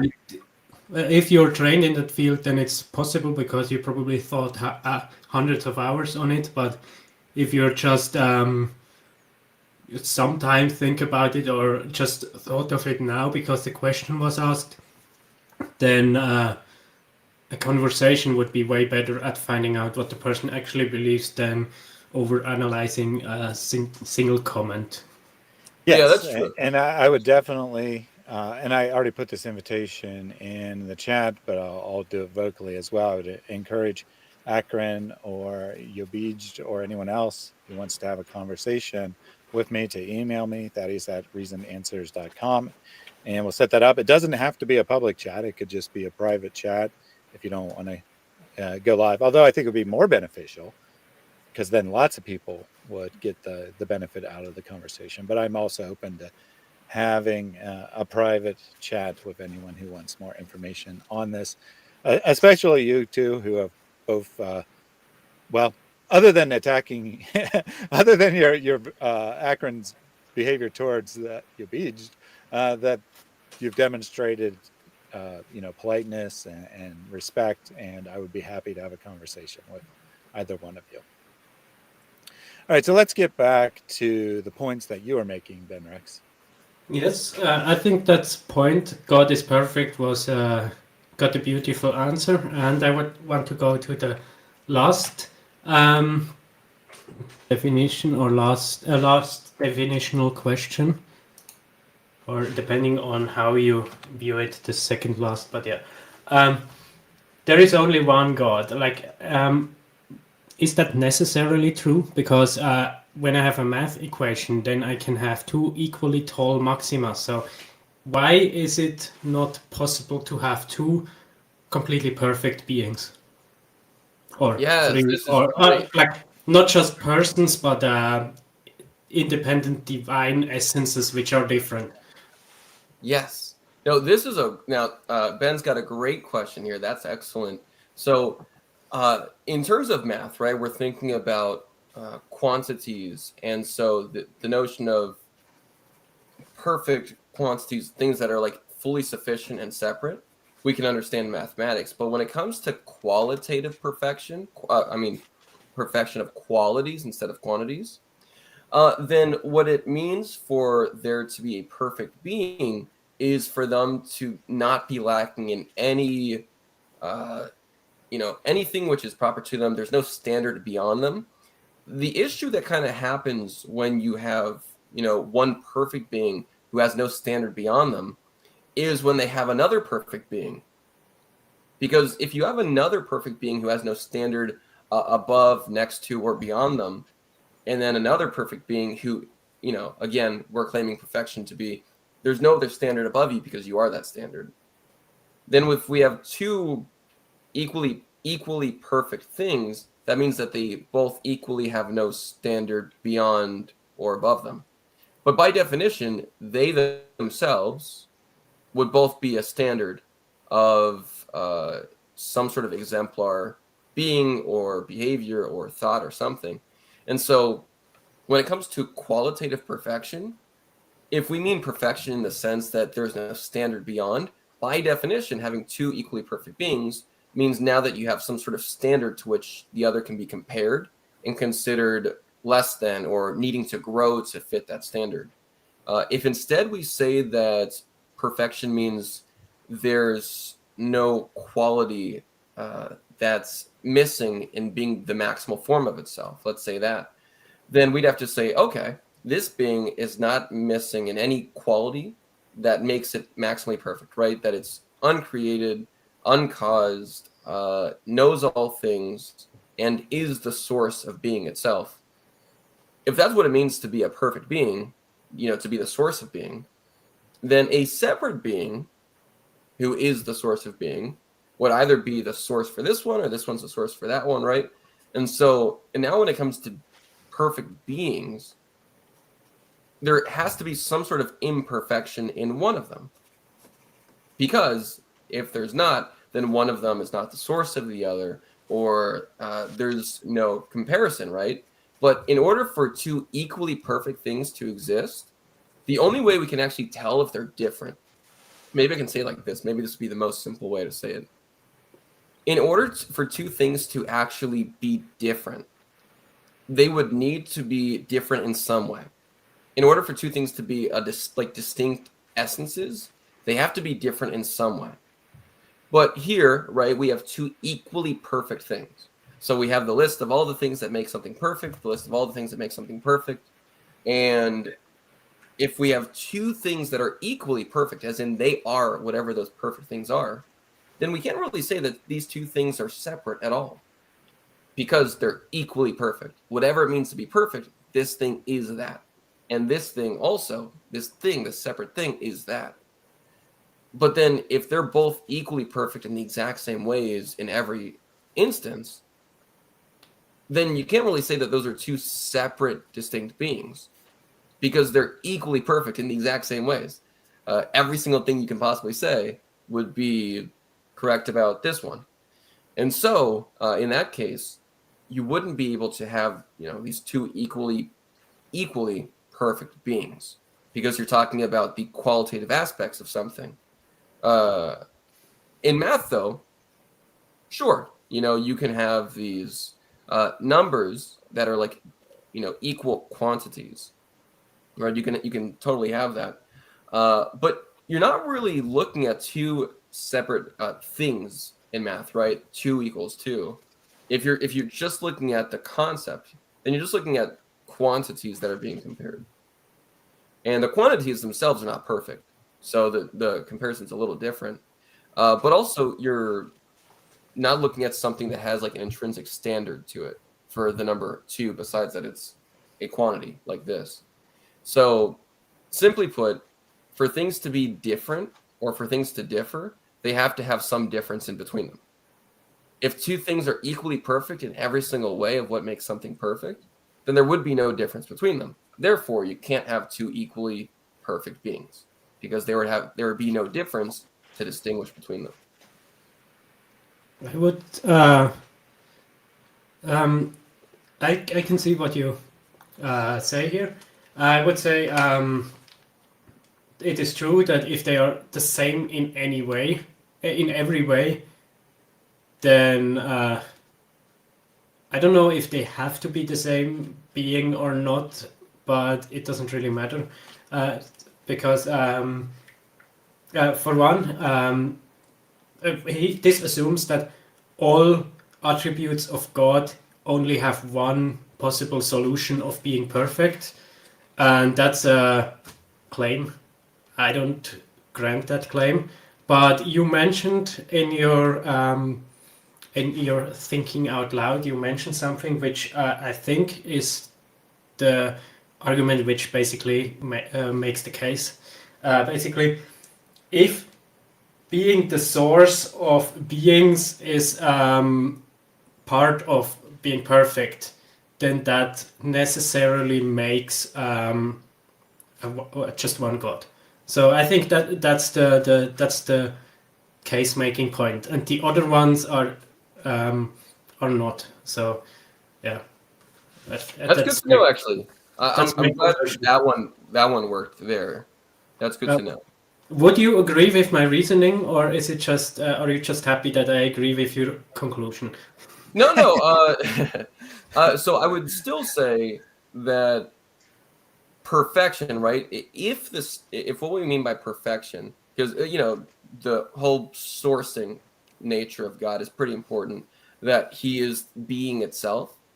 It's pretty important, because then we can't have two equally perfect beings, because to be an absolutely perfect being in the sense of God means to be being your beingness yourself, like you are being.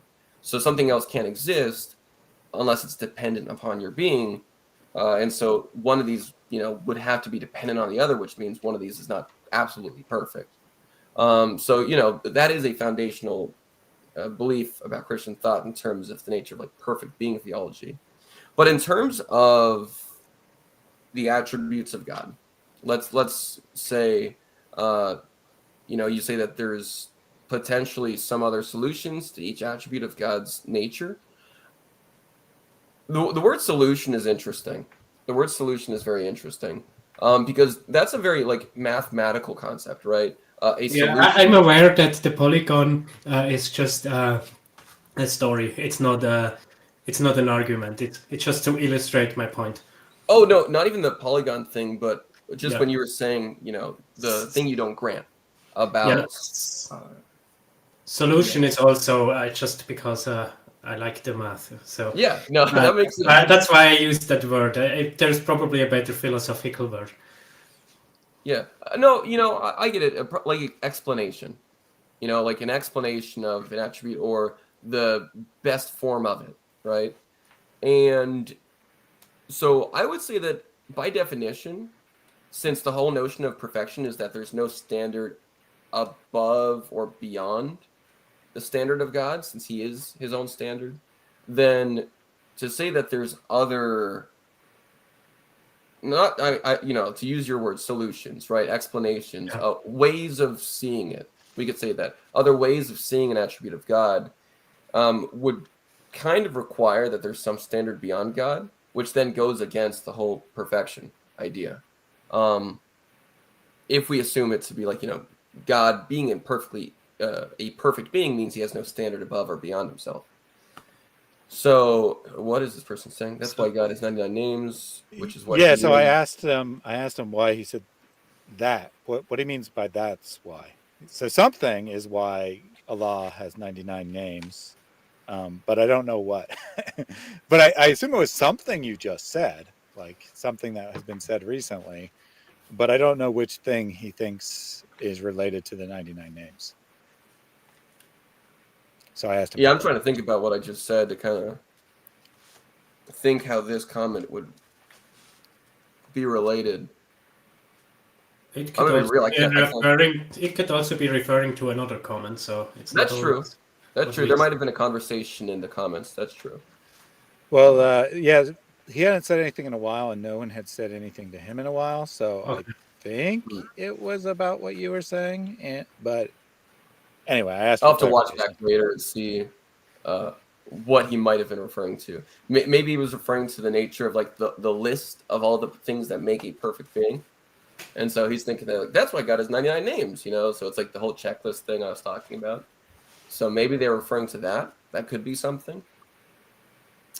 Yeah. So I'm trying to give the benefit of the doubt. Quick question from Houston here, which I can answer. Does the Quran Hadith actually list the 99 attributes, or are they just dreamt up by scholars?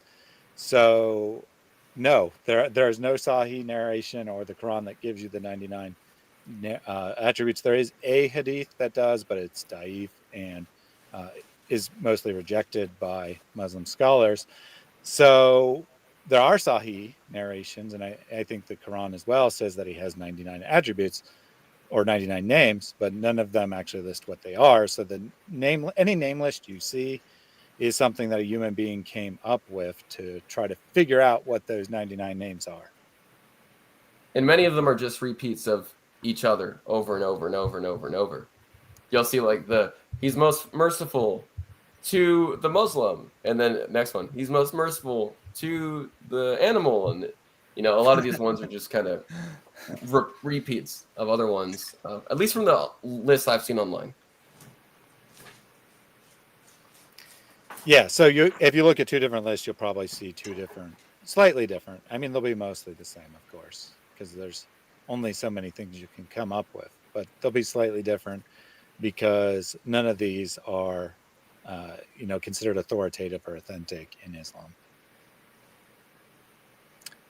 All right, so hopefully we get some clarification on what Akron meant by that's why Allah has 99 names, but if not, we'll just move along. Here, actually, let me take a super chat to give him a chance to come up with something. And Allah will bless you in a million ways. You find the tree will grow and you will have lots and lots of wealth. This is the example that we gave to the children. And I'm letting you know that when you sow that seed by giving, you shall receive much more than you gave by the will of Allah. Give as much as you can, for indeed you will reap much more than you have sown.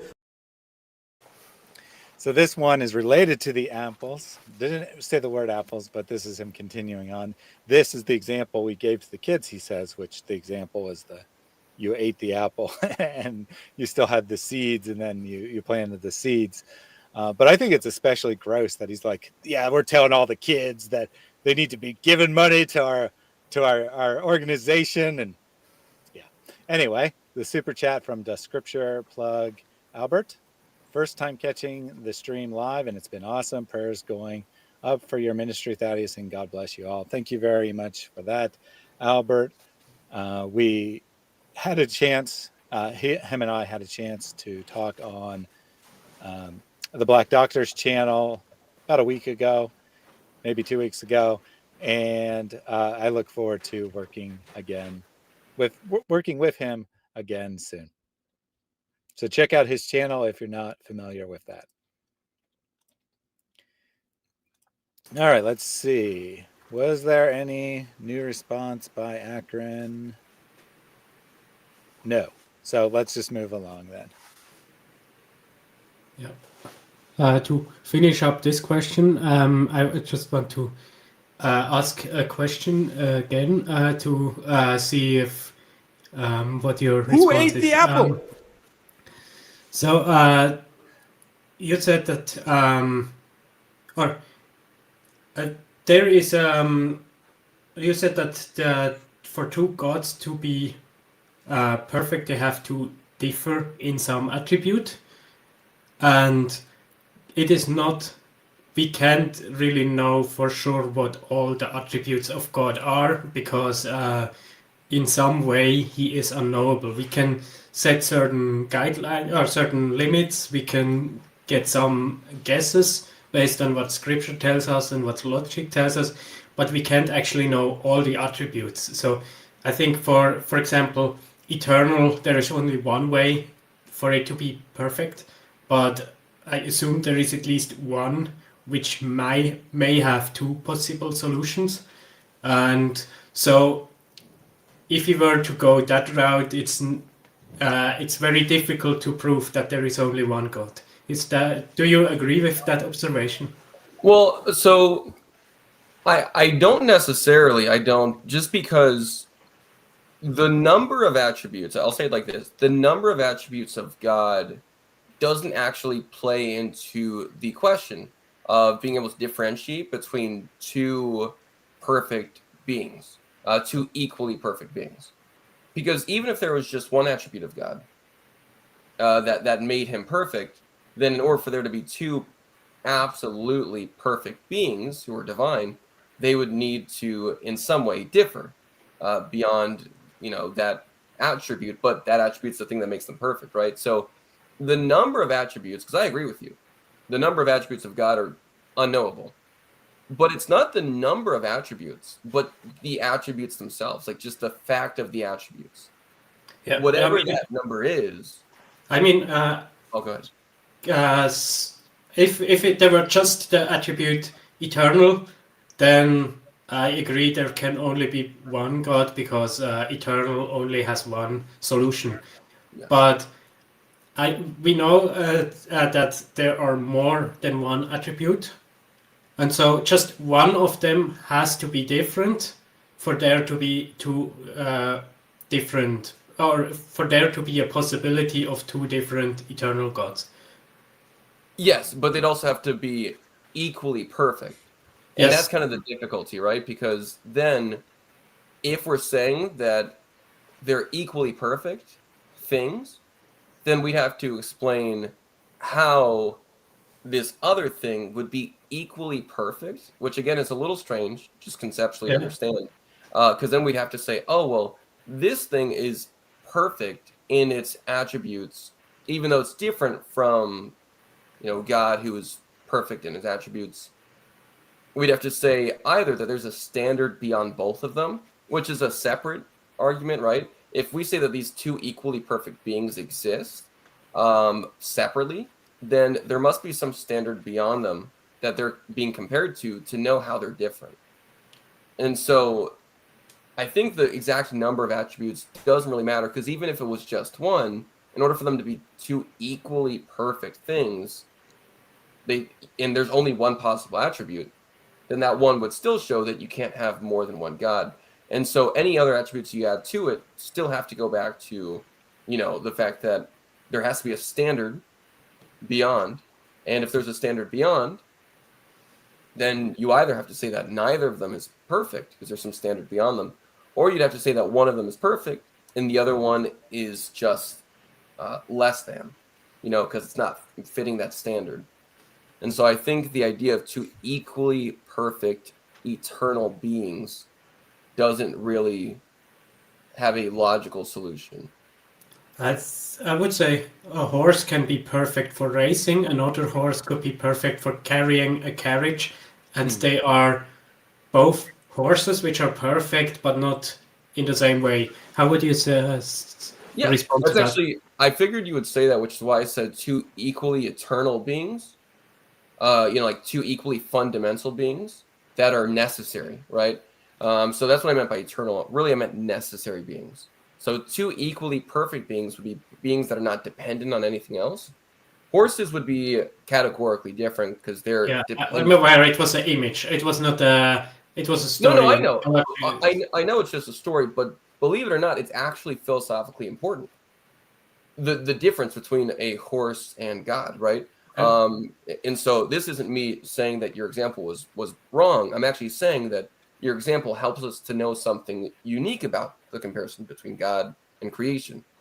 For the horses, they're contingent. They're dependent on some other reality for them to exist.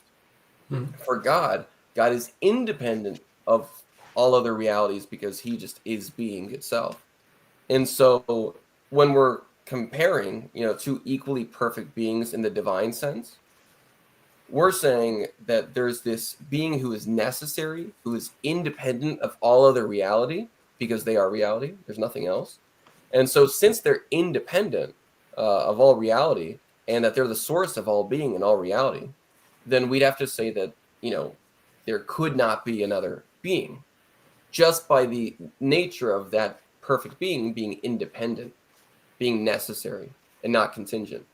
And so I think that's another way to approach this. There cannot be two necessary perfect beings, two equally necessary perfect beings, because for something to be necessary and not contingent, it means that it's independent from everything else around it. It just simply exists as it is without any other reality existing. No other reality exists that it's bound to. If there's two equally perfect beings, then they wouldn't both be necessary, because they're equally perfect beings, right? And so there's either some sort of relationship between them that explains how both exist, but then that means that they're getting their existence from somewhere. They're getting their existence from something else, which means neither of them would be perfect. Or at least one is and the other one's dependent. The other one's contingent on the necessary being. So Jack Ray asked a related question here.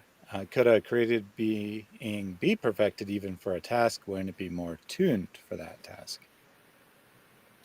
Yeah, I would say that a created being could be perfect for a task.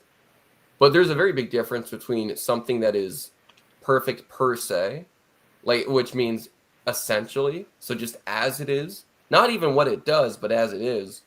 There's a big difference between something being perfect in its essence versus something being perfect in a specific field, right? And so a perfect being and something that is able to do perfectly what it needs to do are very different things. This would be an equivocation because it's equivocating on what we mean by perfect, right? When we talk about perfect for God, because we want to avoid the equivocation fallacy, when we talk about being perfect in the case of God, we're talking about his essence, his nature, just how he is. When we're talking about what makes this horse perfect for this task, we're saying that it's able to carry out a function.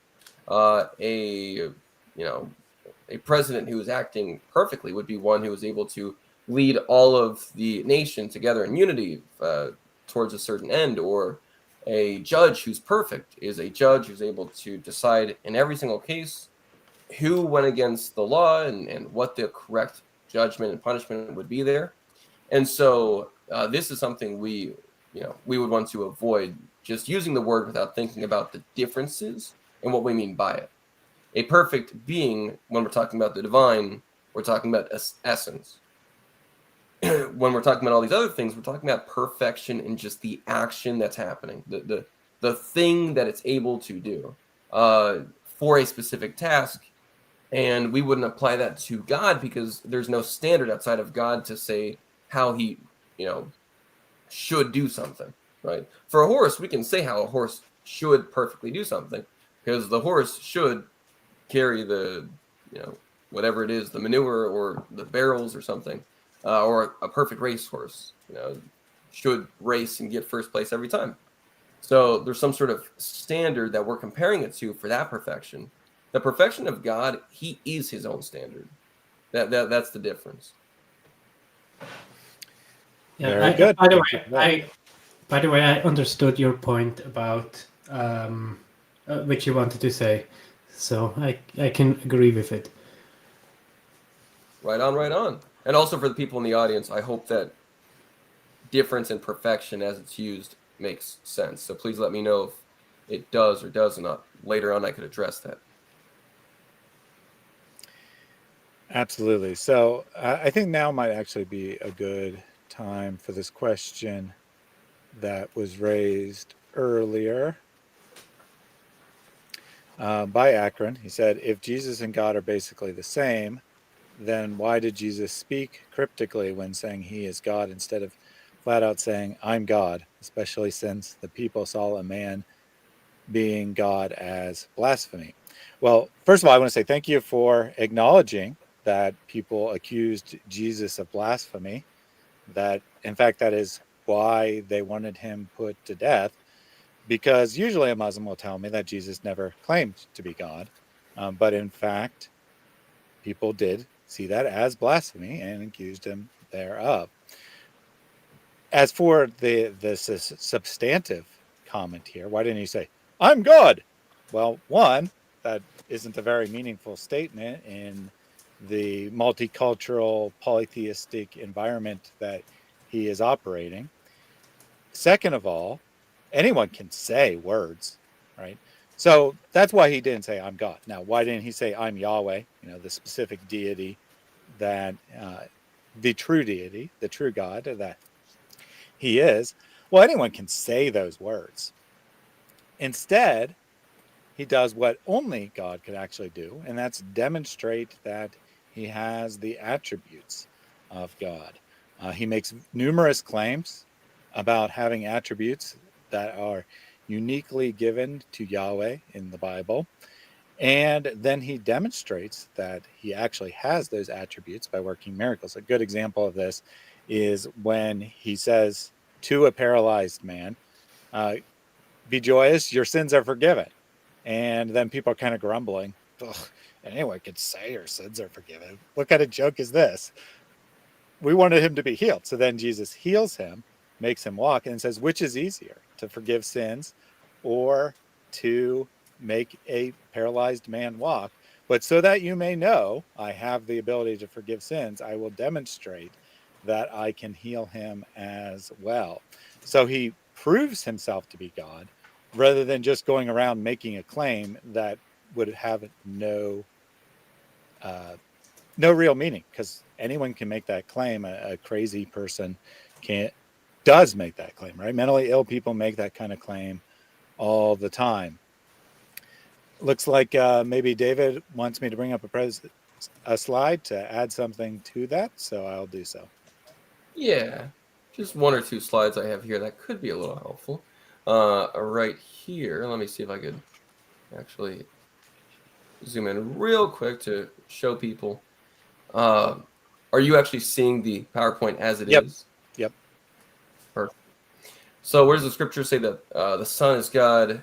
So what's really important to understand, and I appreciate this person actually saying, well, Jesus says it, but he says it cryptically. Why does he say it so cryptically? Well, in some cases, I would say that he doesn't say it cryptically, as cryptically as people might think. Right, like when Jesus says, "And now, Father, glorify me in your presence with the glory I had with you before the world began." The glory of God, according to Isaiah 42, verse 8, says, "I am Yahweh, that is my name, and my glory I will not give to another, neither my praise unto graven images." And so, by the sounds of it, Jesus is claiming things that only Yahweh can claim, just as Thaddeus was saying. And he's doing things that only Yahweh can do. Forgiving sins is one example. He says in John chapter 5 and elsewhere, I think John chapter 10, that he can actually give people life, raise the dead. He says that the Father can give life, and so can he. John chapter 5, he even says that people should give him the same honor, John chapter 5, verse 17 to 23, that he has the same honor as the Father. But he answered them, "My Father is working until now, and I myself am working." For this reason, therefore, the Jews were seeking all the more to kill him, because he's not only was breaking the Sabbath, but also was calling God his own Father, making himself equal with God. Therefore, Jesus answered and was saying to them, "Truly, truly, I say to you, the Son can do nothing of himself unless it is something he sees the Father doing. For whatever the Father does, these things the Son also does in the same way." Which is wild to say that Jesus is saying he does things just as the Father does them. Wild. And also, look at this. Jesus doesn't even have to say, "I am God, worship me," for the people to know what he's saying. It says, "For this reason, therefore, the Jews were seeking all the more to kill him, because he not only was breaking the Sabbath, but also was calling God his own Father, making himself equal with God." The Jews, the Pharisees at the time, did not even need Jesus to say, "I am God, worship me," for them to know what he was saying. So to them, he was not being very cryptic at all. They actually knew exactly what he was claiming. And then I go on, "For the Father loves the Son and shows him all things that he himself is doing. And the Father will show him greater works than these, so that you will be amazed. For just as the Father raises the dead and gives them life, so the Son also gives life to whom he wishes. For not even the Father judges anyone, but he has given all judgment to the Son, so that all will honor the Son just as they honor the Father. The one who does not honor the Son does not honor the Father who sent him." So that's all I really needed to show there. I'll stop sharing here. But I just wanted to say that it seemed quite clear to his Jewish audience what he was saying. It seemed quite clear to the Pharisees what he was saying. They didn't think he was being cryptic when he says, "I and the Father are one." They didn't think he was being cryptic when he said in John 8:58, "Before Abraham was, Yahweh, I am," where they picked up stones to stone him, right? They even say later on in John chapter 10, "You, a man, claim to be God," right? So it seemed not very cryptic to them at the time. It might seem cryptic to some modern day, but Yeah, that's a very good point. That the text, well, for one, Jesus is speaking obviously to a first century audience who has a particular cultural understanding and a particular way of knowing things. Perhaps it would have been more unclear if he just said, "I am God" all the time. Maybe that would be less clear. In Scripture, the concept of God, the concept of Elohim in the Hebrew, isn't exactly identical to the modern conception of God. Lesser beings can be called Elohim. So to claim to be what we would call God, to be the one true God, the creator of the universe, and so on and so forth, is actually more involved than just saying, "I am God." So he does things for a specific audience, and thus you shouldn't be reading things with a 21st century lens and saying, "This makes no sense to me." Well, it wasn't spoken to you. It wasn't made for you specifically. It was ultimately made for you because it's made for all people, but it wasn't made specifically for you. It wasn't written so that it made no sense for 2 millennia and then suddenly makes perfect sense in the 21st century. A couple comments from the audience and some follow-up from Akron. John A. says, "God shares his glory with no one, yet Jesus shares his glory with the Father. Therefore, Jesus is God." Absolutely. Houston says, "Early Who on, ate the Jesus apple? wanted to be somewhat cryptic so that his ministry would last the whole 3 years, and that is very good, and it's the explanation I go with for what's called the secret, that Jesus seems to be asking people to keep this a secret as he's going along. Trinity points out everyone can go around telling others they are gods or prophets, and indeed, Muhammad did that. Went around claiming he was a prophet, but that doesn't demonstrate he actually is one. So the follow up from Akron here, but because he didn't say it now, instead of having we should follow Jesus or reject him, now we have was Jesus even God in the first place? Well, that would be the question regardless of what he said, right? Just because if he said, I am God, that would in no way answer the question of whether he was God or not. So we would still be asking that question.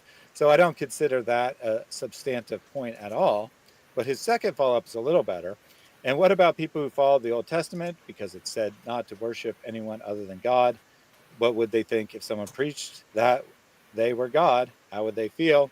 I think if you were paying attention, we kind of already answered this.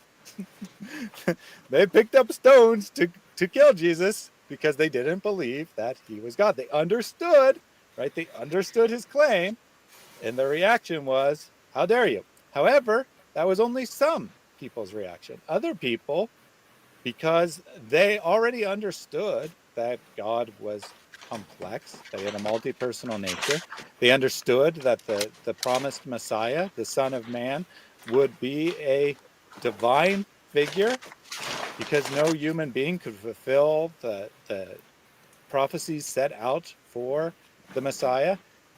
They were like, actually, this does make sense. And thus, you ended up having two groups: Jews who rejected Jesus because of their understanding of the scripture, and Jews who accepted Jesus because of their understanding of the scripture. Your question perhaps boils down to, couldn't he have convinced everyone that he was God? And I would say, well, maybe he could have, right? Maybe God could force everyone to believe, but that's not what the true God desires. He desires a relationship. He desires a family. He doesn't desire people who are forced to believe he exists, or in this case, that Jesus is God. He wants people who have a relationship with him. And for that purpose, I think he did it in the best way possible. Anything you want to add, David or Benrix? No. That's wonderful. That's wonderful. And remember what Jesus said: if they had followed the prophets, then they would accept me, right? So Jesus tells the Pharisees and many of the Jewish people at the time, if you knew the prophets and if you follow the prophets, you would not reject me, right? And so that's an important thing to consider. Indeed. Marion says, I think the statement, I am God, would be less impressive than giving sight to the blind, making the lame walk, cleansing the lepers, and raising the dead. I would have to agree. And Breakfast Gun makes an excellent point here. It seems like Muslims want Jesus to explain himself the way Muhammad, aka Allah, explains himself in the Quran. Muhammad, you really are a prophet. You can find yourself in the previous scriptures. All those people who are saying you're not a prophet, they're just disbelievers. Don't worry about them.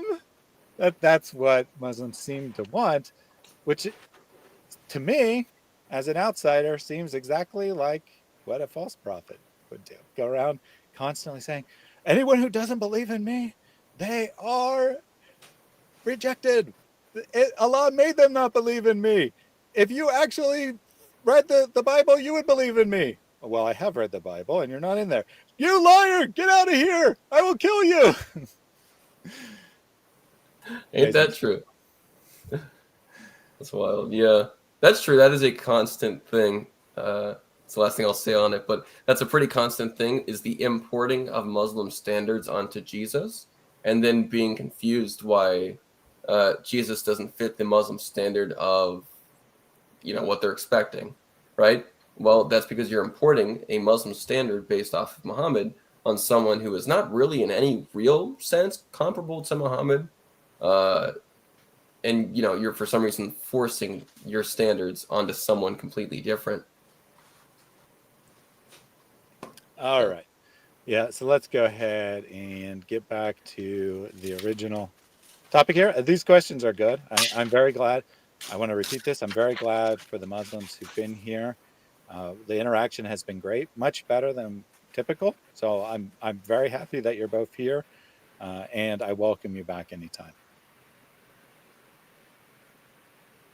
All right. So I think you had at least one more point you wanted to make, Ben Rex? No, at most one more point. At Because most. Okay. God is loving. That's also something which I would question, but that's the entire next chapter, so I won't go into that here. So that's why I said at most one more point. Now, from perfect love to Trinity, this is the simplified version will be attached at the end and only very shortly talked about. So here I know the font size and I didn't manage to get the presentation from the link, and so I just snipping tool from the screen, so it might not be the best quality, but yeah. So I will just go through the points. So God is morally and metaphysically perfect. Here I just put the agree. Then thus he exemplifies the objective standard of the perfection of moral goods in his nature, which Christians and Muslims affirm are given arguments from objective morality. I think this is just premise one again, just a bit specified. So I would put that as some form of redundancy. Or would you agree that this is redundancy? The reason, that's a good question. The reason I had to make a separate premise is because in the question of morally and metaphysically perfect is, since a lot of people don't know what perfection would be, I have to say, thus, given what perfection is, he exemplifies the objective standard of those perfections, right? And so I felt the need to make a separate premise so that I can draw on how that general deductive claim, that God is morally and metaphysically perfect, how that particularly can be applied. Because premise one is helpful, but premise two is the thing that you'll actually see continuing throughout the rest of this argument. Premise one actually has far less presence in this whole argument than premise two does. Because then I'll keep on referring to him as the objective standard, the perfection, the perfect standard for each thing. So I wouldn't say it's redundant in that it adds nuance to what perfection means. Although you're correct that I probably could have just fused that one into premise one, made it just one really long premise. So that's fair. I probably could have just fused premise two into premise one. I have no clue on how philosophy books and stuff does it, or papers. So is it usually, or the way I think would be preferable would be to have basically a text first explaining the context of all these premises and then keeping the argument short. Is that how it is usually done? Yeah. I guess it depends on who you are, because there's some people like Swinburne. Swinburne would have had arguments that were 39 parts or something. That were just do, and then he refers back to this one, brings it down. He's 39 different steps. And then there's ones that are smaller. Mine is a little bit longer than the average one, but compared to what most philosophers have, especially most atheist philosophers, where they have 17 different premises for some of them. This one was slightly smaller than some philosophers have it. But yeah, I think it's better to have a smaller argument. So I would agree with you there. I agree that it's better, but there's no hard and fast rule as to how long each of the premises are. And if anything, the text that would have been accompanied with this, because I agree, having a text beforehand is helpful. The text that would have accompanied this would have been my verbal contribution during the presentation. That way I can kind of explain the general ideas before I went through all this. Yeah. Yeah, the background is for me, of course. I prefer to have, if I have a equation, I prefer to have all variables to be independent if possible. And so if two variables do the same thing, it's a bit it makes everything more convoluted. So that's why I prefer the having as little redundancy as possible in it, with the consequence that you can just put everything on a slide. So I can understand that if you want to present it in a presentation which is somewhat self-explanatory, then you would divert from that. Do you agree with that's that observation? Good. Yeah, I would agree with that. Of course, this is not exactly math because we're talking about qualities rather than quantities. And so it's always important on your end just to make sure that we don't equivocate by taking what we use in quantities like mathematics and applying it to qualities like moral perfection or metaphysical perfection. So that's the one thing I'd caution you on is to equate quantitative math to qualitative philosophy. Yeah, within math, you also have quality and quantity. Like I think analysis is without numbers, and so yeah. True. So, but I can see your point that although some of it is transferable, not always. And as an outsider in this field, I have to be aware to not step into that that problem, that false thinking. Then God is immutable, eternal, or unchanging. I agree with that. Then premise 4 is does whatever he essentially, at the level of his essence, is. He is eternally and immutably. This is also a combination of premise 3 and something else. But yeah, it's every premise which has a thus and therefore in it has a sign of redundancy in it, in my opinion. Is that a good observation? I think I'd have to ask you what you mean by redundancy, because what's happening here is I'm making sure that people continue. There's actually a premise that was in a slide before this where I talked about how whatever God is, he not only is, but he is in a combinatorial, in a united way. And so that's why I keep on having certain premises that are combining these, because the whole point of the premises, like conclusions in an argument, is that they combine the ideas from the prior premises.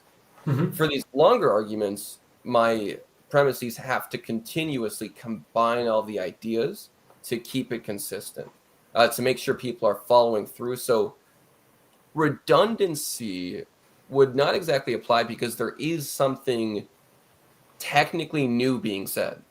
Okay. Right?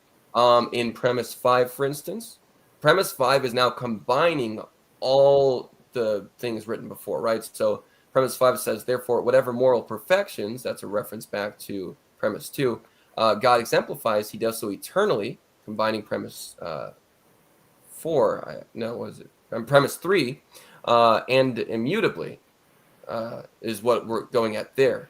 And so that'd be combining premise 2, premise 3, and premise 4 all into one. And so it might have been better if instead of saying premise 5, I said like conclusion 1. That might have been a little bit better now that I think about it. So people can see like this is the first conclusion from this first set of data. And then I could have been like premise 6, premise 7, conclusion 2. So I probably could have, instead of having like more and more premises there, I could have just said after premise 4, here's conclusion 1. That way it didn't seem redundant, but I don't think it's necessarily redundant since we're thinking of all of these as like being cumulative, additive each time. But I guess it depends on how you define redundancy. Yeah, I can see two good ways. Either like in between conclusion, doing it that way, and that's the way you formulated it. Or you could also say, since you said there is actually some new information, then you, instead of therefore this and this, you could say as a premise, this and this can be combined, and this is the new information. So that would be a non-redundant premise. Yes. And, yeah, That's fair. That's actually, you know what, that is fair. I would agree with that. Because I do this in some way in a different paper, where you could say, given P2, P3, and P4, we can know this. So that would be actually a way to say it. I could say for premise 5, I can say, given P2, P3, and P4, we know this. So that would be, yeah, that'd be good. I like that. I think that's actually a valuable note to take in terms of simplifying that. Where's my pen? Yeah. I actually like that quite a bit. And I think that I've used that in some of my research and my essays. So doing the if P3, P4, and P5. Then here's what we know. So that's good. I accept that. I like that. That's actually a pretty smart idea. Yeah, it's just like you mixed here the premise conclusion, and that's what made me think that it's redundant. But yeah, I can see that this is a separate new information. So yeah, good. Yeah, point 5, I agree, because it's a combination of the previous 4 points, and I agreed with those. So premise 6 is love is an objective moral good. I disagree with that, but I will go into this in a further slide. Then premise 7, therefore God exemplifies the perfect standard of love eternally and unchangeably. And yeah, basically this is a combination again of previous things, so that's fine with me. Premise 9, therefore God is eternally and unchangeably exemplifying the perfection of love. God is eternally and unchangeably willing the good of another person, willing unity with good of another. And here, this is basically giving a definition of love, and it requires the previous premises. And I also will talk about this in later slides. Then premise 10, if God is eternally only one person, then we must assume either A, that perfect love is exemplified when one person wills their own good without regard for another, so, or in other words, selfish love. And premise 10b, the perfect love is exemplified by willing the good of or unity with the good of another person. However, love is then not fundamental to God's attributes, which means he is mutable. Love became a fundamental attribute, or that he is imperfect. He lacks a moral perfection, or he lacks an object for his love. And with both of these, I will talk about in later slides as well. Then premise 10. Basically we'll go into all of the things in later slides. But yeah, just to finish it up, premise 11 is, if premise 10a, then God's love is purely selfish, and so our highest form of love should be purely selfish in order to replicate his love. Then premise 12, however, the highest form of love is not purely selfish. Furthermore, such a love would prevent God from making anything at all. And then premise 13, if premise 10b, then God is not metaphysically perfect, mutable, incomplete, both. In that case, then he is not God. And now to the conclusion of everything. Therefore, if God is morally and metaphysically perfect, such that his attribute is love, then he must eternally be more than one person. And yeah, I think I already hinted that I don't agree with all the premises, so I also don't agree with the conclusion. But I think in itself, if given all the premises, then the conclusion makes sense. Okay, so that makes sense. So you're saying the logic is valid if the premises were true, but it seems like the major sticking point would be premise 6. Love is an objective. No,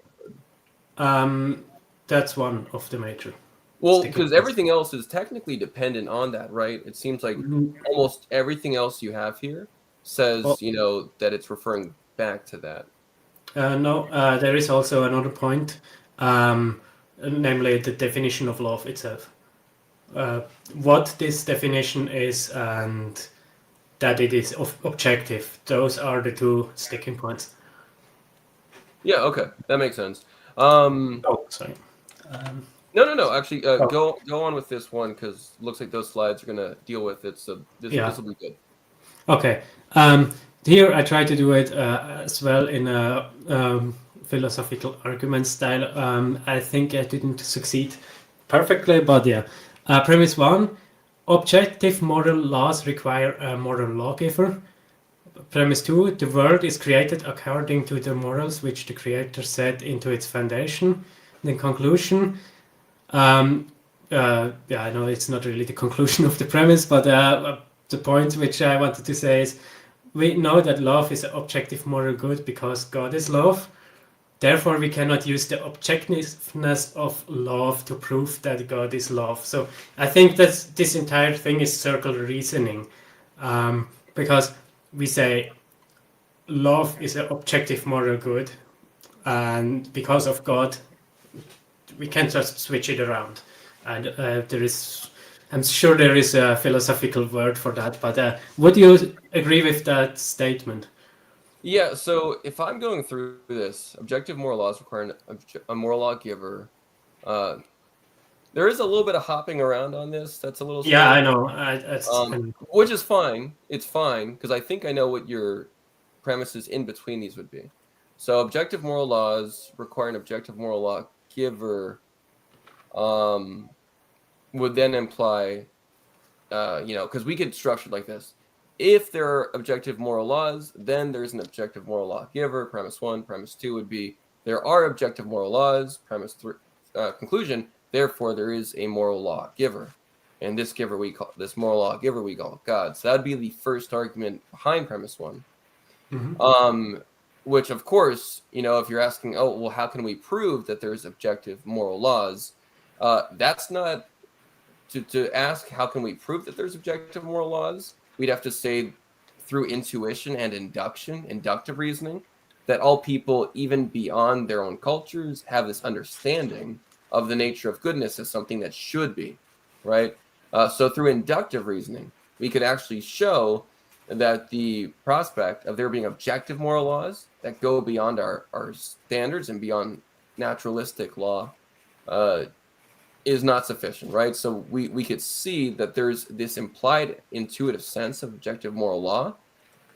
But again, in a qualitative and philosophical sense, we're looking for proving through logical development and not through some other observable quality, right? And so after the first argument that goes into premise 1, then we would go to the world's created according to the morals. This might not be that relevant now that I think about it. Yeah, exactly. You see, you figured it out before I even said it. So premise 2 was not as relevant to what's happening on that one, because really we're talking about moral laws being intuitively understood, and therefore with this intuition, we have to explain where this intuition comes from. Because if we simply say, well, it's intuition, therefore we can't really know where it comes from, well, we still have to ask, okay, but where does intuition come from? And the best explanation for an intuition that's shared across time and culture would be something that is beyond time and culture. And this thing which is beyond time and culture, we would call God. And so... Or genes. It could also be in the genes. In theory, the issue with pure genetic understanding of intuition is that you would think significant differences in the way that people define good foundationally between cultures. But there is some sense in which goodness as a basic principle, not in the exact ways you see it lived out, but in a basic principle of goodness is that which is desirable and evil is that which is not desirable, or is not the thing you should pursue, then we would see that that's maintained between and across cultures, even across oceans. And so you would expect greater variation in that at the foundation if it was just genetic. But it seems like there's something more to it than that, even from like a purely naturalistic metaphysical approach, like Dr. Michael Ruse or Paul Draper or something. I have to disagree with this statement. I think generally evolution and genes is used way too much to say, yeah, it could explain this, it could explain that. There is way too much storytelling, especially in Yes. evolutionary psychology. Yeah. But this specific point, I don't really have a problem with saying this moral intuition is encoded into the gene to a certain level, and through observation we can find out how deep it is and how specific it is encoded into the gene. So here I have to say I would strongly disagree with you on this point.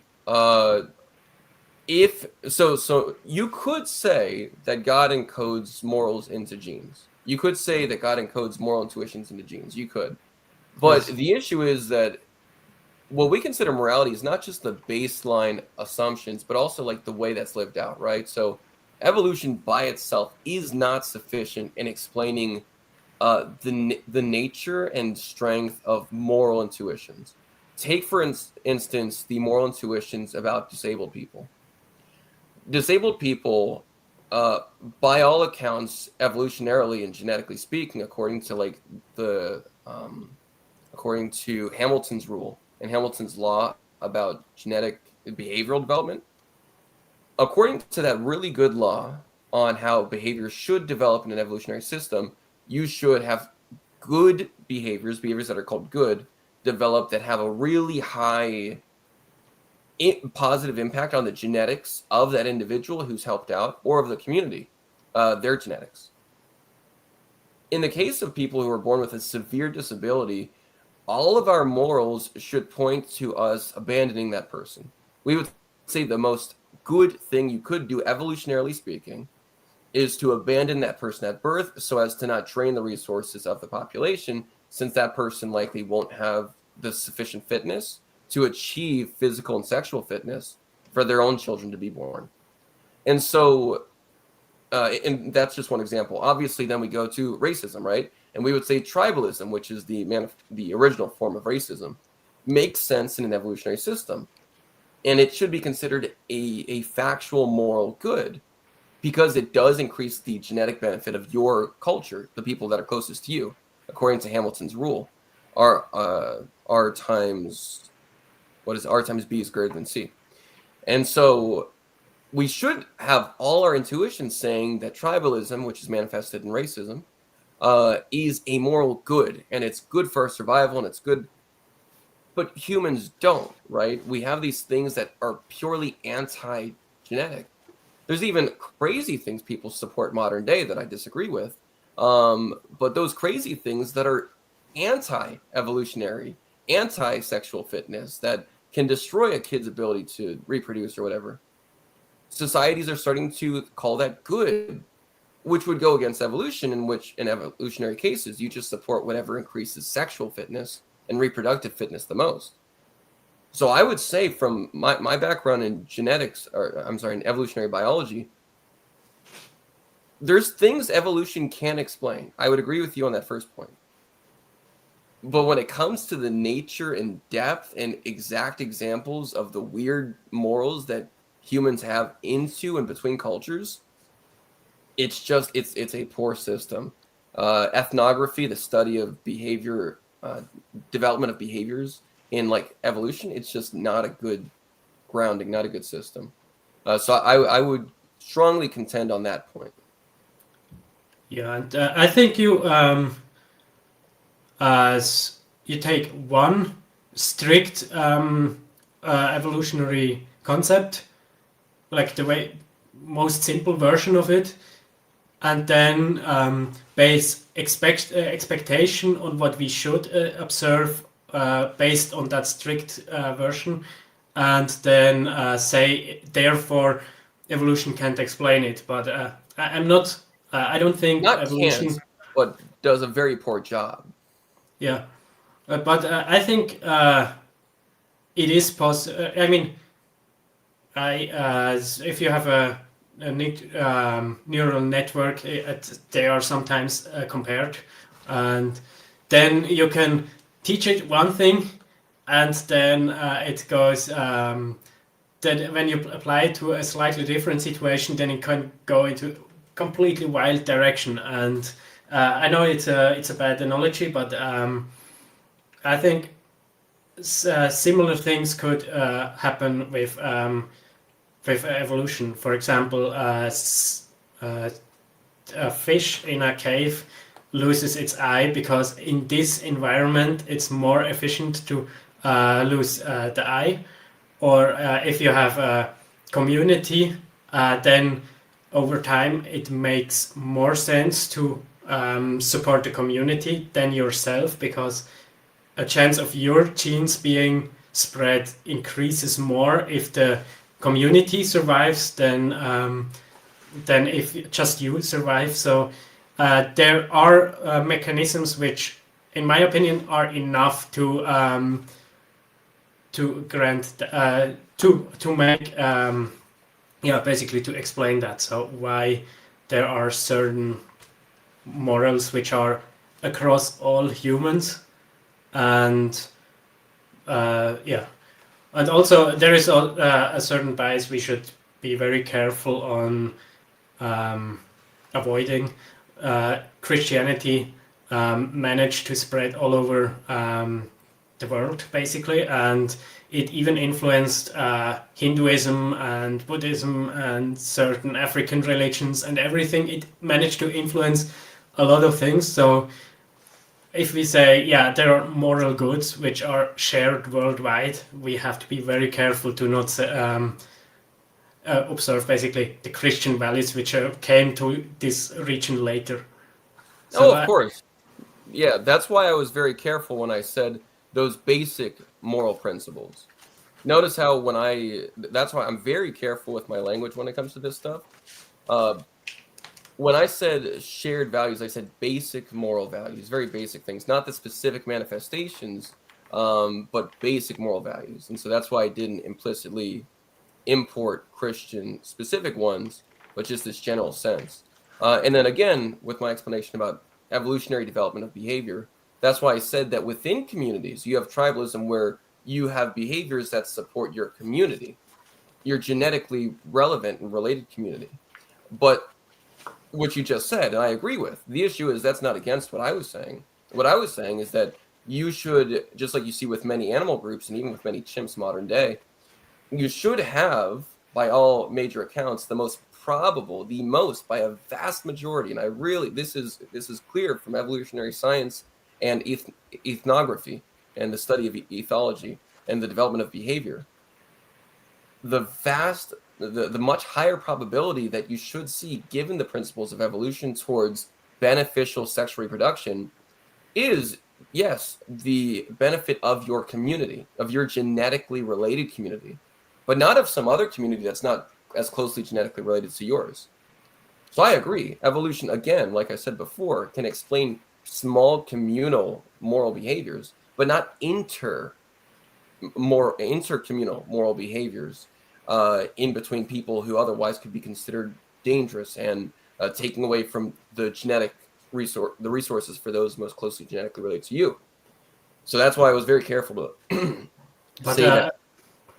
I would say Christianity is very unique in that, or most societies are racist and tribal, and certain atheists called Christianity a mind virus. So I would say I don't see how this point you raised is really helping your case, I think it's actually it's either neutral or in my favor. Yeah. Can you explain how it's in the neutral or in your favor? Basically, I would say there is certain basic moral laws are encoded in the genes, but not all of them. So there is specifics and there is some variety to it, and the specifics are just very basic moral laws, and then if the further there is a genetic and cultural difference, the more things can be overwritten. So if we look at tribalism, the specific point tribalism, then generally we see what we would expect from evolution, but there is the possibility of deviating from that because there is always a balance between genes and culture. And so in our case, in the case of tribalism, it is overwritten by culture at times. Yeah, So, which I understand that. I think under a Christian system, because that's the difficulty, right? The whole idea of there being a difference between culture and genes is only possible if you have some sort of like immaterial reality like a soul, in which people have free will decisions, and so despite their genetics, they can make choices. But the whole notion of there being a difference between culture and genes in a purely atheistic evolutionary system doesn't make any sense.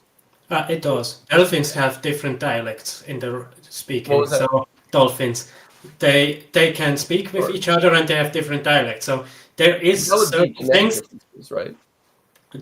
They don't build on genetic difference, but they have a genetically enabled language, and the way it plays out varies between schools, or even singing birds like the robin or whatever. They have dialects and they can and stuff like this. So I think that there is. Of course, we could go all the way to say evolution is not logically consistent with free will and rationality, but then we would enter an entirely different stage. I just want to limit ourselves to this stage in this point. That's Unless- fair. That's fair. Yeah. It would get more complex after that. Yeah, I mean, I'm just saying I've studied the songbird stuff and even the variations in clicking and sounds, not languages, but sounds that you have for communication between animals. And usually that's broken down to just slight variations in genetics that are expressed in different environments. And so there's still some sort of like genetic foundation no matter what, and slight variations in water temperature or the open expanse of the ocean, how open that expanse is, the temperature of the water, or even for birds, the temperature of the weather, how easily sound will carry in that changes as well. And so I'd say that conversation does get significantly more complex, since even many atheistic philosophers of science would say that all things collapse to genes and genetics, and culture is just a manifestation of your genetics. But that does get us probably away from the main topic at hand. So I did have a comment from the audience, which is directly related to what you were just discussing. Justin says, I have heard an atheist philosopher say love is our involuntary reaction to the virtue of others. I don't agree with this assessment, but it's the best description of love I've heard without referencing God. Almost. Except for the claim that it's the virtue of others, to which you'd have to explain, okay, what do you even mean by involuntary? Because I think people can choose to love, or at least if you take the whole dogtastic believism approach, right, where you could say that you could choose to love, then I don't know. That's interesting. I'd have to see what atheist philosopher says that love is our involuntary reaction to the virtue. Because then you're saying that there's this thing exists. Yeah, right. There's an implication that virtue is a real thing here, right? Which then you have to justify it. So you've just pushed it from love to virtue. You haven't really explained. Yeah, it's kind of just kick the can down the road. He also said, I don't think there are basic moral values shared around the world. Lots of wholesale butchery has gone on over all over. I don't think the Aztecs had knowledge of God's morals. Well, that's I an would equivocation. suggest, yeah, well, I would suggest that there certainly is at minimum a shared principle of morality. If there is no such thing as morality, even ignoring that, uh, I don't think that morals are necessarily different in every culture, but even ignoring that, you still have to explain why everyone thinks there are morals. Everyone has a set of beliefs that they think are correct, very passionately think they are correct. It's very important to them. It's not just like a casual observation, like, oh, the sky is blue. We all agree the sky is blue. It's something that is very, very important to the nature of who a human being is, it seems. And I think that requires an explanation. Yeah. And even when I say basic moral values, I mean even the most foundational, basic ontological one, which is the moral value that goodness is that which should be pursued and evil is that which should not be pursued, right? So at the most basic foundational level, there's this understanding of the attraction that there ought to be towards goodness.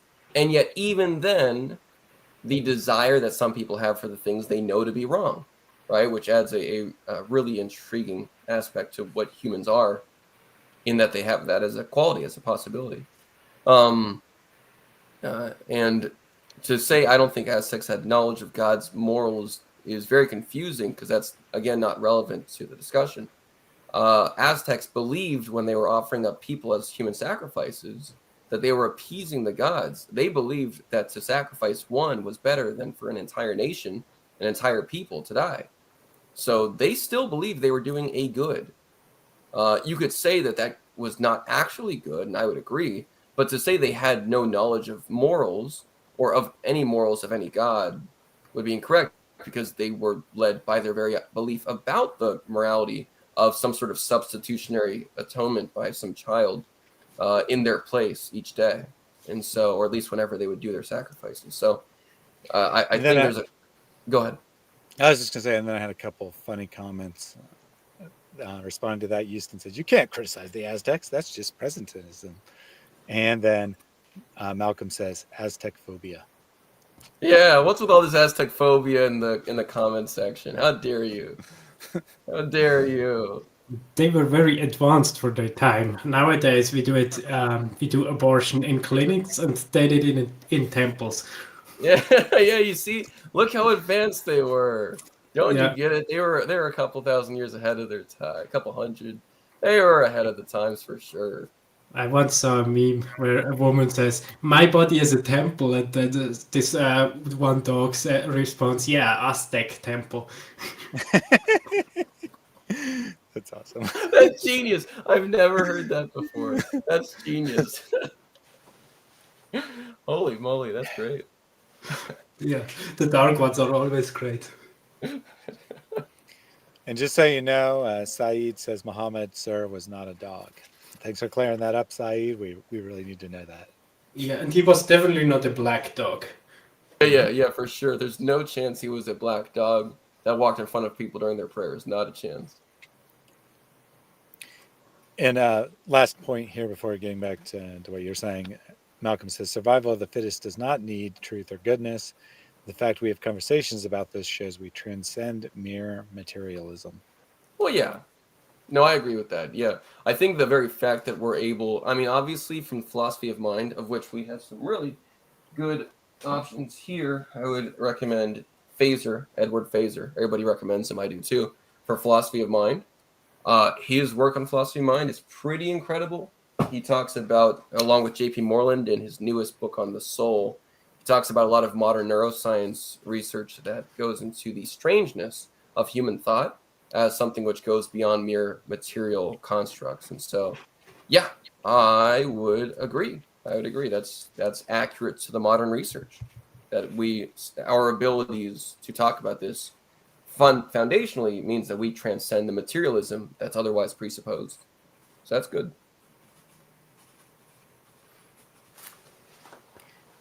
All right. So back to you. Do I understand you correctly that you would say all animal behavior goes back to the environment, or the genes which are changed by the or differently enabled by the environment, and the humans are unique in that they have a soul or some other thing that is outside or beyond this natural effects? Nearly, right. So here's the difficulty, right? I believe that animals have souls. They have souls that are different from human souls. We have something called a rational soul, number one. Number two, when I say that animals are, all of their behaviors are able to be explained by pure genetics, which are thus expressed in variations in their environment, that's not me saying that necessarily. That's me quoting a large amount of, evolutionary geneticists and atheistic scholars and philosophers of science who would say that everything, kind of like Richard Dawkins would say and many others, who would say that everything would get simplified down to genes. Because any manifestations of culture, as we call it, culture is just the comportment, right? The collection of behaviors. And behaviors come from where? The expression of your genetics. So culture is just the expression of your genetics within a larger group. And so me saying that is not me saying that.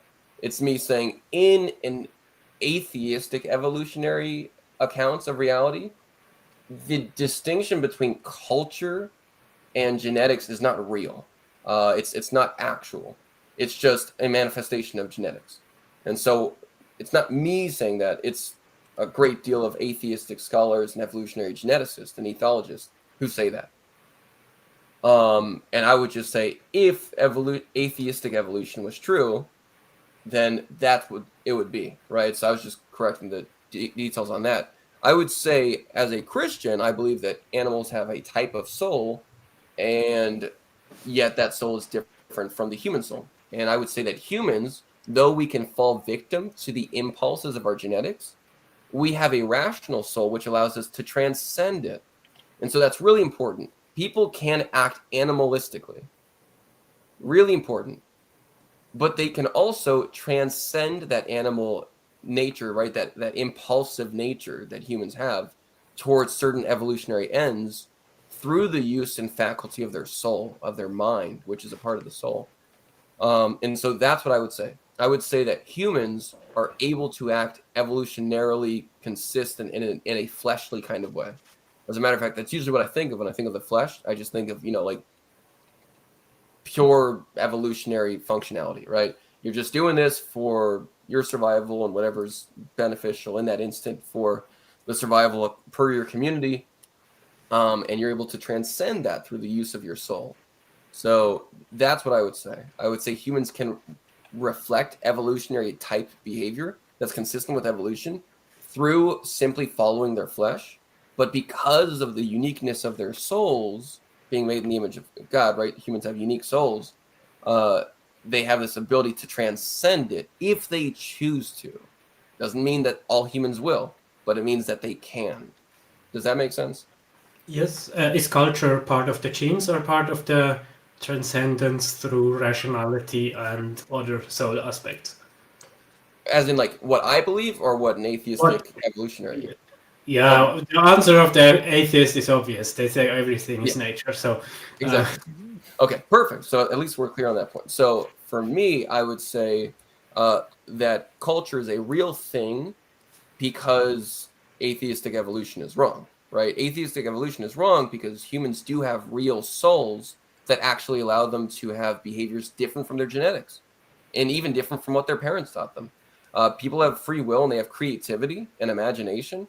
So they're able to imagine possibilities and make art of things. And so I would say that culture, in the way that we see it, makes more sense with the Christian view, in that we do have culture developing from the interplay between genetics and our free will and the other free wills of other people.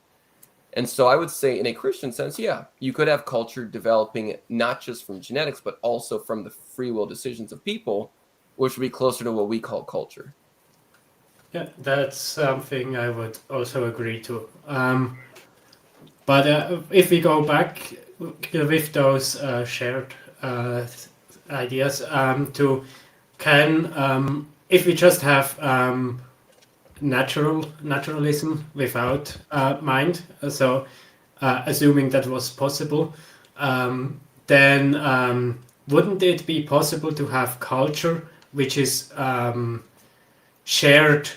Some aspects are shared through all human civilizations because they share some code, DNA code, but they also differ in some way because it's not always the same.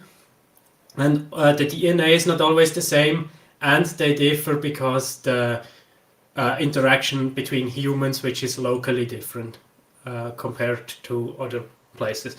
Wouldn't you say that would be sufficient to explain the existence of culture plus shared moral laws overarching culture? Yeah, that's an excellent question.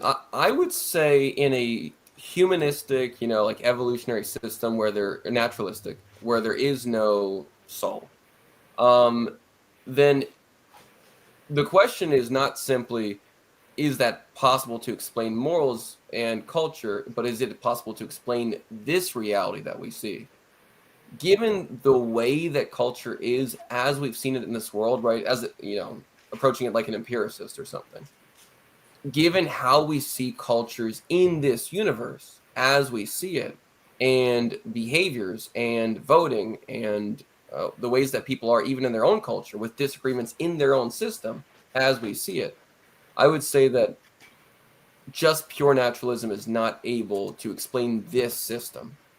Now, you could ask, but in theory, is it possible to imagine a world where naturalism, a purely natural system, led to people who, from their genetics, had shared basic moral laws because some conserved region of their genetics, the conserved parts are the ones that are less likely to be affected by crossing over during meiosis.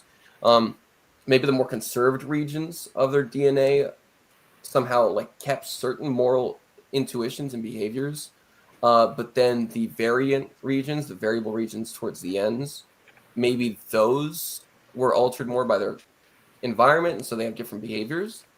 I would say in that hypothetical universe, you could have something like that, but then the issue would be why certain behaviors are conserved and why certain behaviors are variant, right? Because then they'd all just be genetics. So I'd have to wonder, okay, well then why is it that some behaviors are conserved while other behaviors are, genetically variant between regions, right?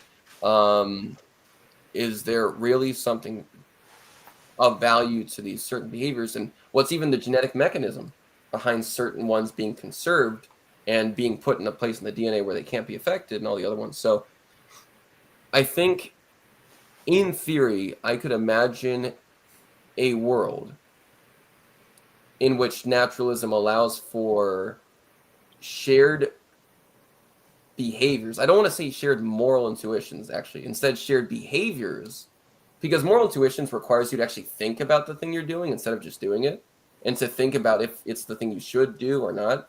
And I feel like that kind of requires like a type of developed consciousness. But you could say this moral intuition they derive from their action. So and their action are based from the genes. So that wouldn't be a problem in my.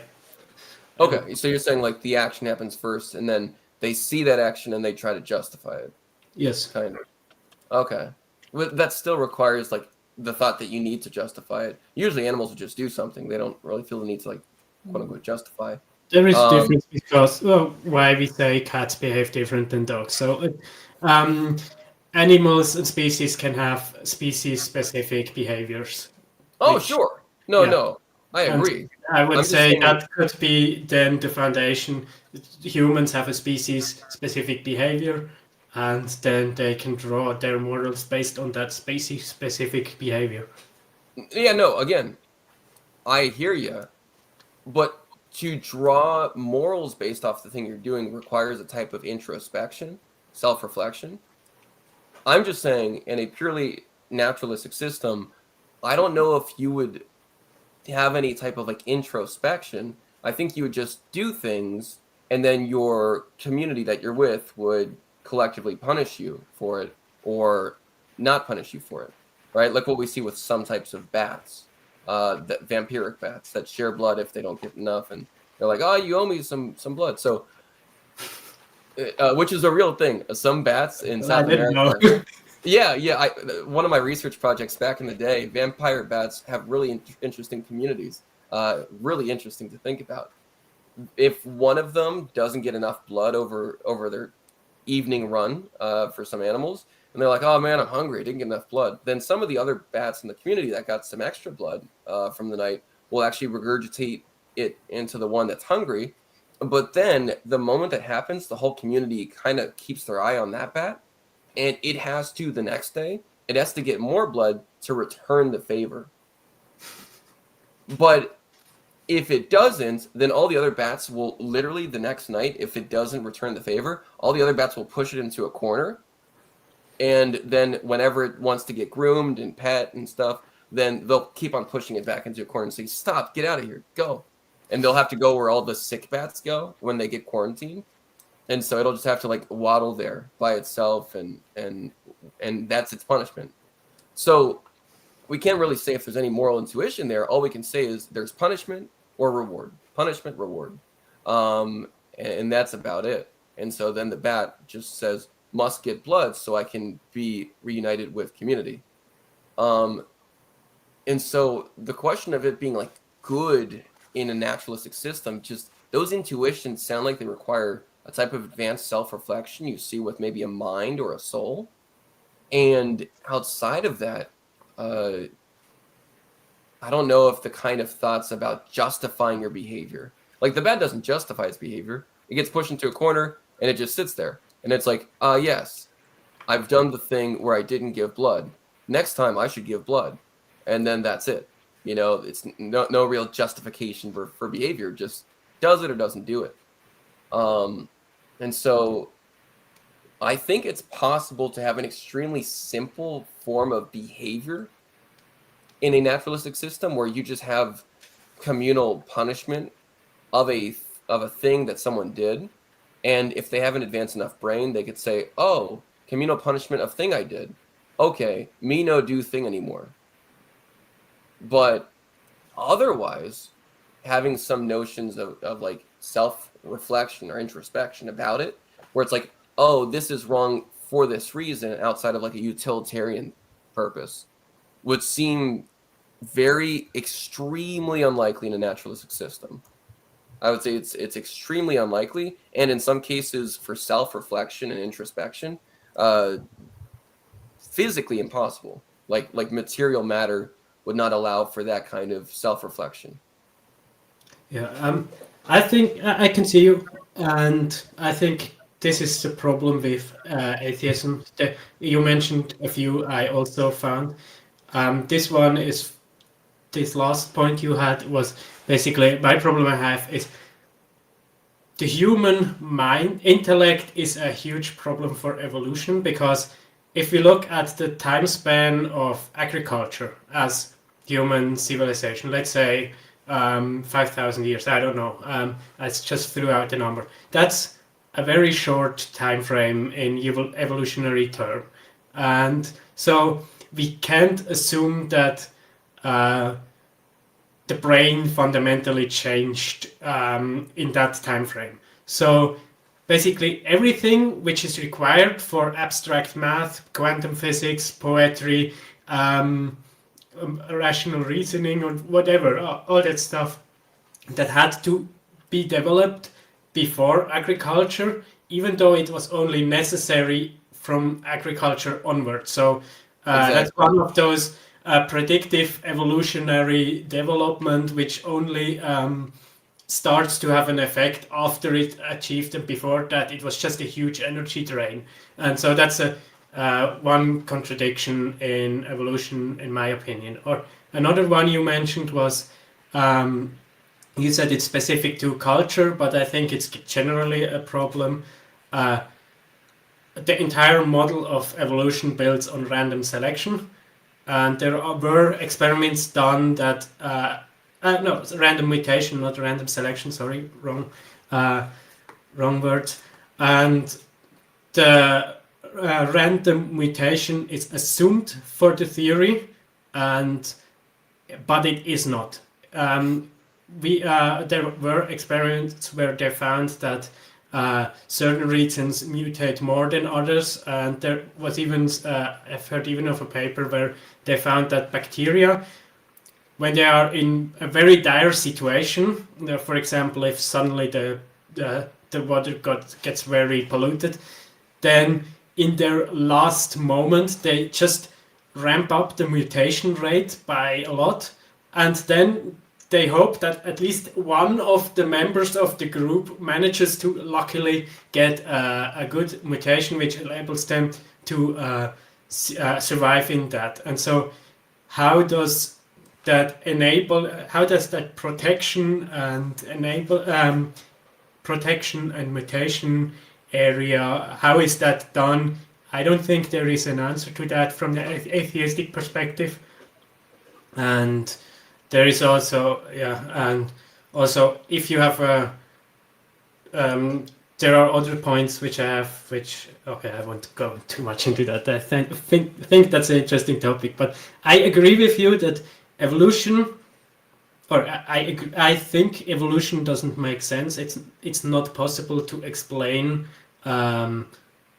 even the survival of species of over hundreds of thousands of years. I think that's not possible with what we know about evolution. But if we assume that there are unknown mechanisms which would allow it to work, then I think culture would be possible. Especially because suddenly the human mind made a huge leap in intellect, and now it's way more advanced than the other animals, so we can assume more advanced cultures than which would be observed in animals. So that's my summary of this question, and I think it was relevant for this entire argument which I had here. Basically, the argument on the stream is not really the important one. And then let's go to the next step. You said that some objective moral laws exist. Why would love be one of them? So some objective moral principles do exist, Yes. right? And objective moral laws. So this actually was a slide on that presentation where people said, okay, maybe objective moral goods exist, but why would that have to be love? It's actually why I made a slide that says, well, a lot could be good without being love. So love would simply be desiring the good, right? Which kind of by definition is what we see in every single culture, where they say you should desire the good and reject the wrong, right? You should pursue the should and reject the should not. So the pursuit of the good, which is foundational to all cultures, in that they say, well, what we sense and feel to be good should be pursued, and the thing that we think is dangerous or improper, even if we like it, the thing that's dangerous or improper, we should reject. That is what love would be, right? The pursuit, the desire, which leads to the pursuit of the good. So in that sense, if we agree that there's objective moral laws, then we would have to agree that love is a reality that exists. Because objective moral laws say, follow and pursue the good. Love is the desiring and pursuit of the good, the desiring of the good. So if objective moral laws say, you should pursue the good, and love is the desiring of the good that motivates us, then by definition, if there's objective moral laws, then there would have to be love. Because love is the desire for the good, and moral laws call for the desire for the good. If that makes sense, about what objective moral laws are and how love is the motivating force behind that. Yes, I think if you use that definition of love, then I can accept that. And then we would say there is a form of, there is a love with that definition, which is objective, as in we see it in all humans. And then if there is a God, then he would probably also have shared that because it seems to be an objective moral good. So Yes. Yeah, that's a pretty good summary. that's the point of this slide. So the points I actually wrote down, they were not that representative of the question, Yeah. but we yeah, that's why it's not just written. So All right. now let's go to the next slide, and this is basically the definition. Yeah, it's your definition of love. Now was love is the desiring and pursuit of the good. This is not. Okay, I will skip this slide. Let's go to the Merriam-Webster dictionary, and in the following argument you used, or in the previous here, you used in premise 9. Love is willing the good of another person, willing unite with the good of another, and that is a different definition than we talked about as the objective moral good, which is love, where it's just the pursuit of good and not willing the good of another person. So how do you jump this gap? And where Yeah. am I now? Here. And here, this is very Merriam-Webster dictionary. And there, your definition is point 4a, unselfish, loyal, benevolent concern for the good of another, such as fatherly concern of God for humankind, brotherly concern for another, and 3. Okay, no. 4b is not relevant anymore. So this is an American dictionary, which means it is biased by Christian values. And so how did you, but it's just one of the many definitions of love. How did you come to the point that love is the willing of another good is a premise and not just love is the pursuit of the good? Well, to will in the philosophical sense is, that which moves you, right? So willing philosophically and even neurologically speaking, willing is that which moves you after something, right? So that's what willing is. So to desire or to will the good, to desire the good, is the motivating factor that moves you to pursue the good. And so that's why if you go forward, I think one slide or something. Backwards, I haven't. Yeah, forward. So this is. Yeah. Right. So this one or between P6 and P8, kind of like between those two slides is basically what it was. It was just those two. So just as we talked about, from that purely philosophical approach, where we just talked about how if objective moral laws exist, and objective moral laws call you to desire and pursue the good, and love is the willing, which is desiring and pursuing. That's what willing is. It's desiring and therefore being moved to pursue the good. Then from premise 6 that we already talked about, where if objective moral laws exist, then love must exist. Then according to that definition of objective moral laws, that which tells you ought to pursue the good, reject the evil, and love is the desiring and pursuit of the good, then without any reference to the Bible at all, from premise 6, we already explained if objective moral laws exist, then love exists as an objective good. Yeah. So if you go to the slide after this, the Merriam-Webster one, yes. Now you could see that I didn't look at any of these when I talked about the definition of love, because although, yes, 4A would, I guess, apply, but I didn't actually look at any of these because I thought about it purely from that objective moral law premise that we talked about from P6 and P8, premise 6 and premise 8, if objective moral laws exists, then the desiring of objective goods, which is part of the objective moral law, the desiring of those objective goods exists. And objective moral laws exist, therefore love exists as an objective moral good.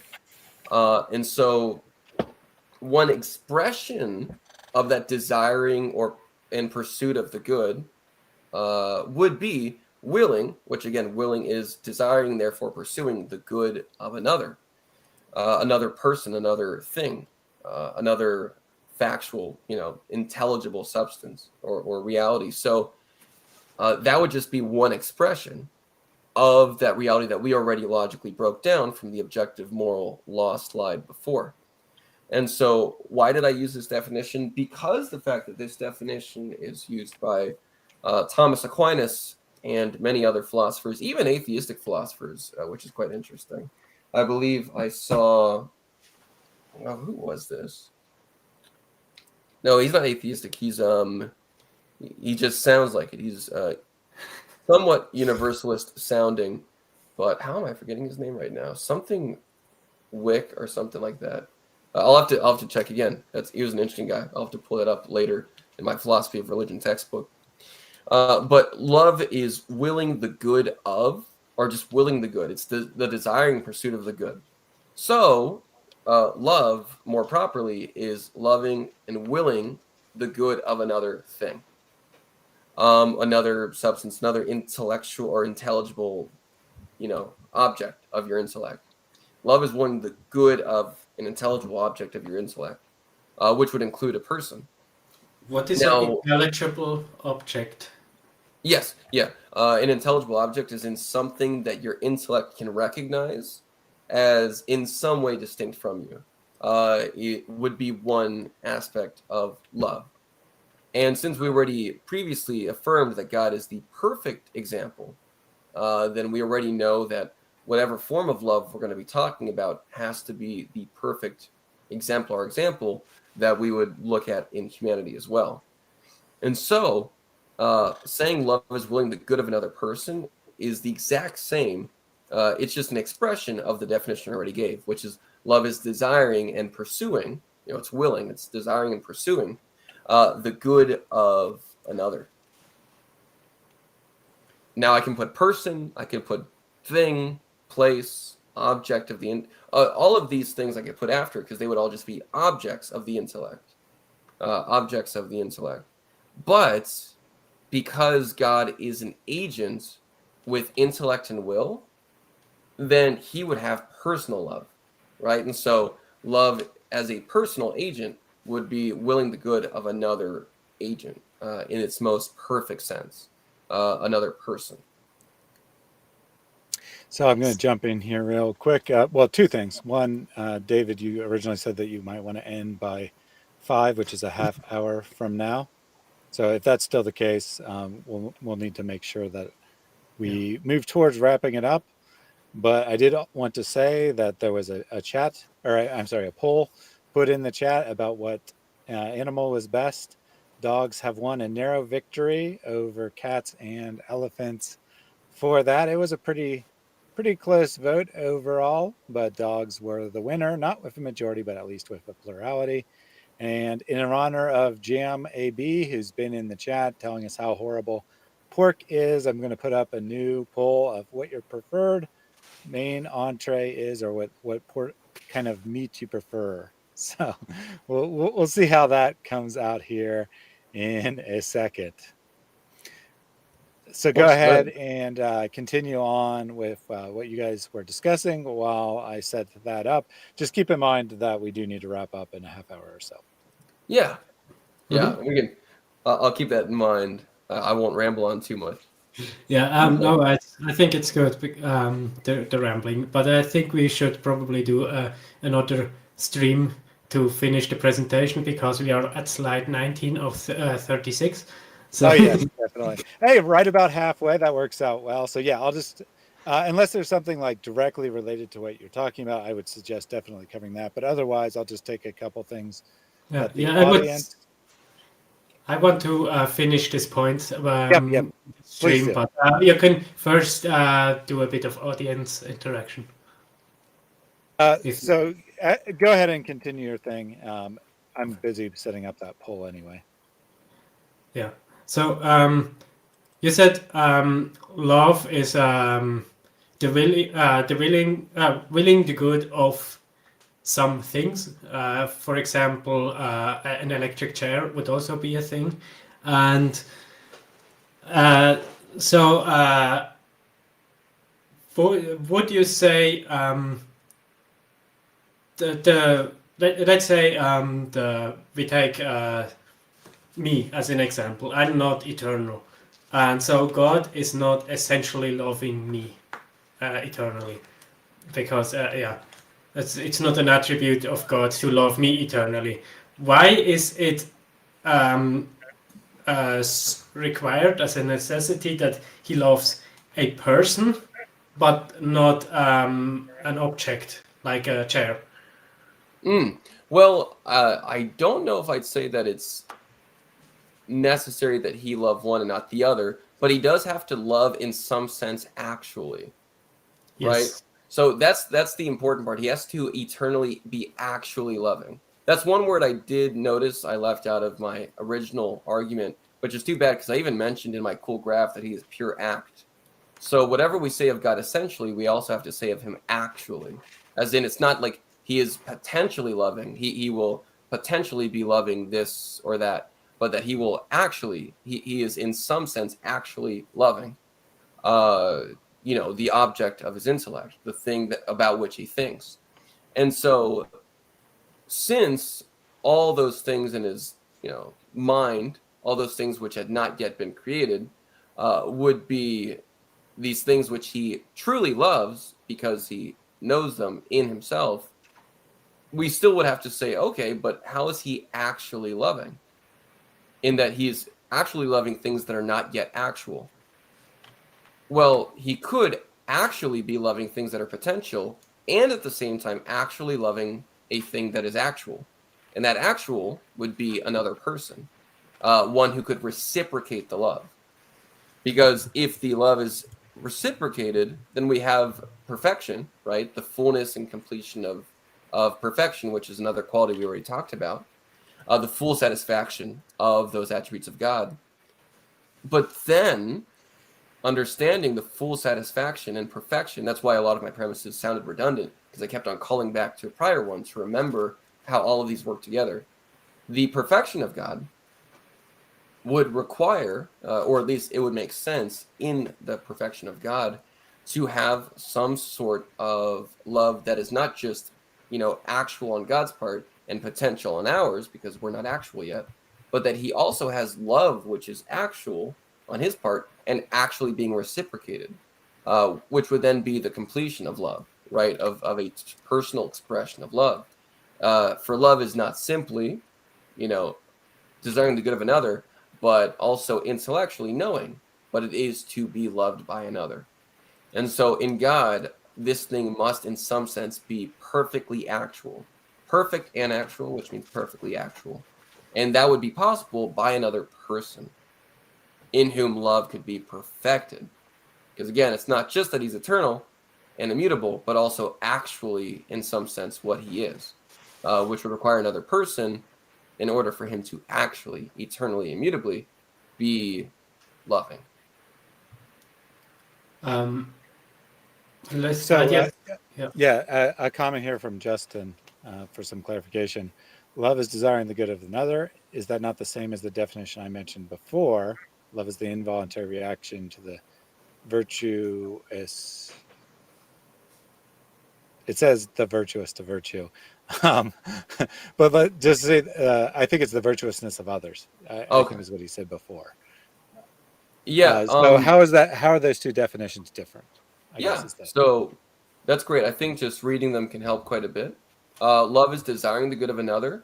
Desire is a matter of will, and so you can actually choose to desire the good of another, right? Love is desiring; it's choosing to pursue the good of another, to pursue the good as is. Saying love is the involuntary reaction of the virtuous to virtue is quite literally the opposite, right? Because love is desiring right? Which desire in a philosophical sense is a choice. You can choose to desire and pursue. Love is desiring would be a matter of will, saying love is the involuntary reaction. Involuntary means not voluntary, which means not a matter of will, which means uncontrolled, incontrollable. I think love is a thing that we are commanded to do because love is a thing that can be commanded because love is a choice. You can actually choose to love. You can choose to desire the good of another. So maybe it's better to say love is the willful desiring of the good of another to make it more clear, versus love is the involuntary reaction of the virtuous. You can also initiate love. So love is desiring the good of another doesn't, by definition, have to be a reaction. But in this person, the atheist philosopher's definition that Justin mentioned before, where they said love is the involuntary reaction, that reaction makes it sound like it's a purely responsive secondary act, instead of it being potentially a principal act, the thing that begins a relationship. And so I think that's, these are actually very different, both in the matter of will and the matter of cause, right? One is dependent, the other one can be dependent or independent. One is freely willed, the other one is involuntary. So I think these are not at all the same definition. Yeah, I would agree with that. So Benrix, did you have anything else you wanted to cover today? Or should I take the audience questions? I guess we could go to the audience questions and continue with that topic next time. Excellent. Yeah, and I think this is probably a good place to end it for today. This is John great. raised a very good related question, which I have no idea the answer to. Anyone have any idea how many times love is mentioned in the Bible as opposed to the Quran? And I think that would be a good study to conduct and figure out. Now, keep in mind the Quran is much shorter than the Bible, so you would have to adjust for that for it to be fair. But I still think that the Quran is going to reveal something very telling about the Quran, about how little it talks about this topic. Yeah, because think about it. I mean, even the Shema says, Shema, O Israel, the Lord your God, the Lord is one. Love the Lord with all your strength, with all your heart and all your mind and all of your strength. So, and that's echoed over and over and over and over and over throughout the Old Testament, that prayer, the Shema. And then, of course, we get to the Psalms. And the Psalms are constantly talking about the steadfast love of the Lord, just like it was in Exodus and Leviticus. So that's an interesting question. I bet it's quite a bit, because love is constantly commanded. Like it is a constant command, which is interesting. But yeah, that's cool. Yeah, so we have this comment, which I'm going to take as a question from Cargo Crew. The concept of Abrahamic religion is not correct, in my opinion, because God should make humans realize things in such a way that he doesn't require any rules. What I mean is, if all the Bibles are lost, then what? So I guess there's a question there. The question boils down to,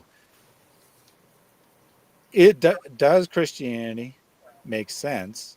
And, forget about Islam. We don't care about them, right? Yeah. Does religion make sense? Does our religion make sense if without the book of special revelation? And David probably caught why I worded it that way, because the traditional belief of Christians is that there are two books. There's the book of nature and the Bible, the book of general revelation that's available to everyone, and the special revelation of God. So can we determine, like, can a person thinking deeply, right, and carefully, determine everything that the Bible teaches? Well, no. Can they determine the things that are necessary for salvation? I would say absolutely. Exactly. Yeah, that's exactly right.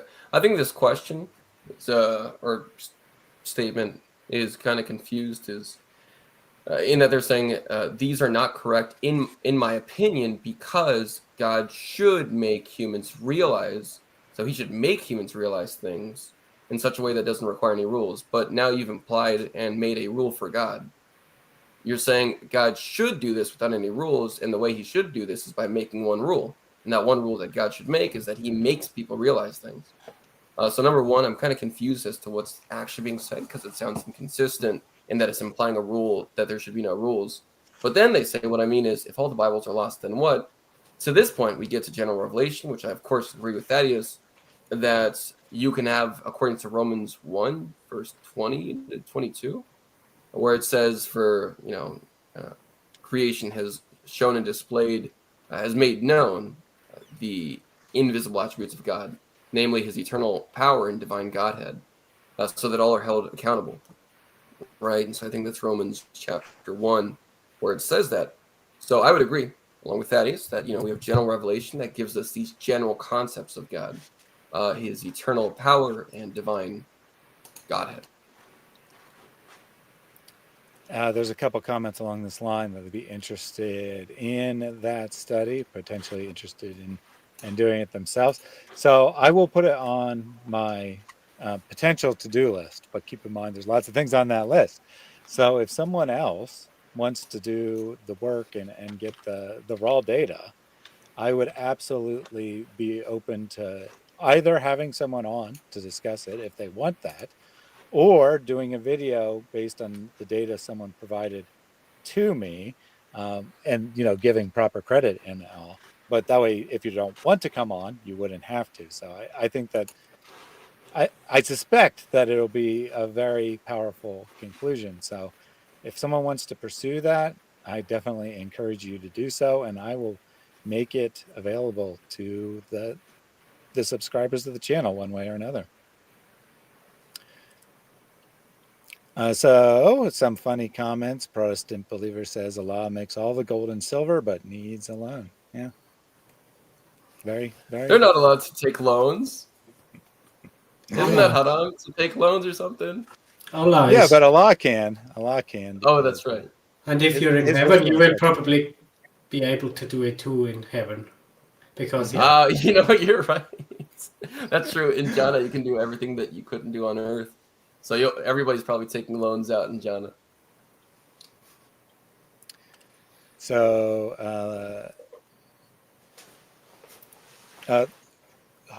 I'll say this, and then we'll come back to it after a super chat to give us a second to respond. Akron earlier said Muhammad rejected a bribe. He also rejected the Bible, but he rejected a bribe to stop preaching Islam, even though he wasn't rich. I suppose this is supposed to be some kind of argument that Islam is true. So what we think about that, we have a super chat from Hariel. If you frequently say it, Allah would pay off your debts. So you can refer to it back again, inshallah. So Hariel says, and our friend there says you should repeat this over and over again. The Mank, Mufti Mank, is a lunatic. God bless Reason Answers brother. Thank you very much for that donation. So there's a couple of ways we could respond to this. And I did respond to Akron in the chat a while ago, and I don't think he's listening anymore. But I want to put this out there to the audience as well. Either Ben or David, you're welcome to jump in and give your thoughts on this, and then I'll give a couple of my own. Ben, you want to take this one, or should I? No, I don't have anything specific to say. Yeah, it's not a very good claim the person's making, so I feel you. But it is some argument, I think, because greed is something which motivates some people. So if you can exclude that as a motive, then it's worth something, I guess. Yeah. In a vacuum, that would be worth. I mean, the way they've set it up, it's not an argument so far, but just a proposition. They've just created a claim. But in a vacuum, you could say, okay, that, or in an argument more developed, you could say that's an argument if you can give evidence that he was otherwise not greedy. That being said, because he pillaged and stole things from people and took plunder during battles, then I would assume that you could actually say that Muhammad might have rejected a bribe to stop preaching Islam, but he sure didn't reject the war booty he got whenever he would take over a caravan or a village. And so, he won't accept a bribe, but he will kill an entire family to get their treasure. That's cool. The claim does, that Akron is making doesn't really hold up too much if it's meant to say that he wasn't motivated by money in any instant. How many wives were included in the bribe? Excellent thing to add. And so it looks like in the rest of his time there as well, right? Like maybe he's like, they're only offering me one wife. That's not fun. And she's so old. She's 12 years old, right? I'm not going to go for that. I need a young one. David, that's why I wouldn't go with the number of wives, but the value of each wife in black slaves. Yes, that's right.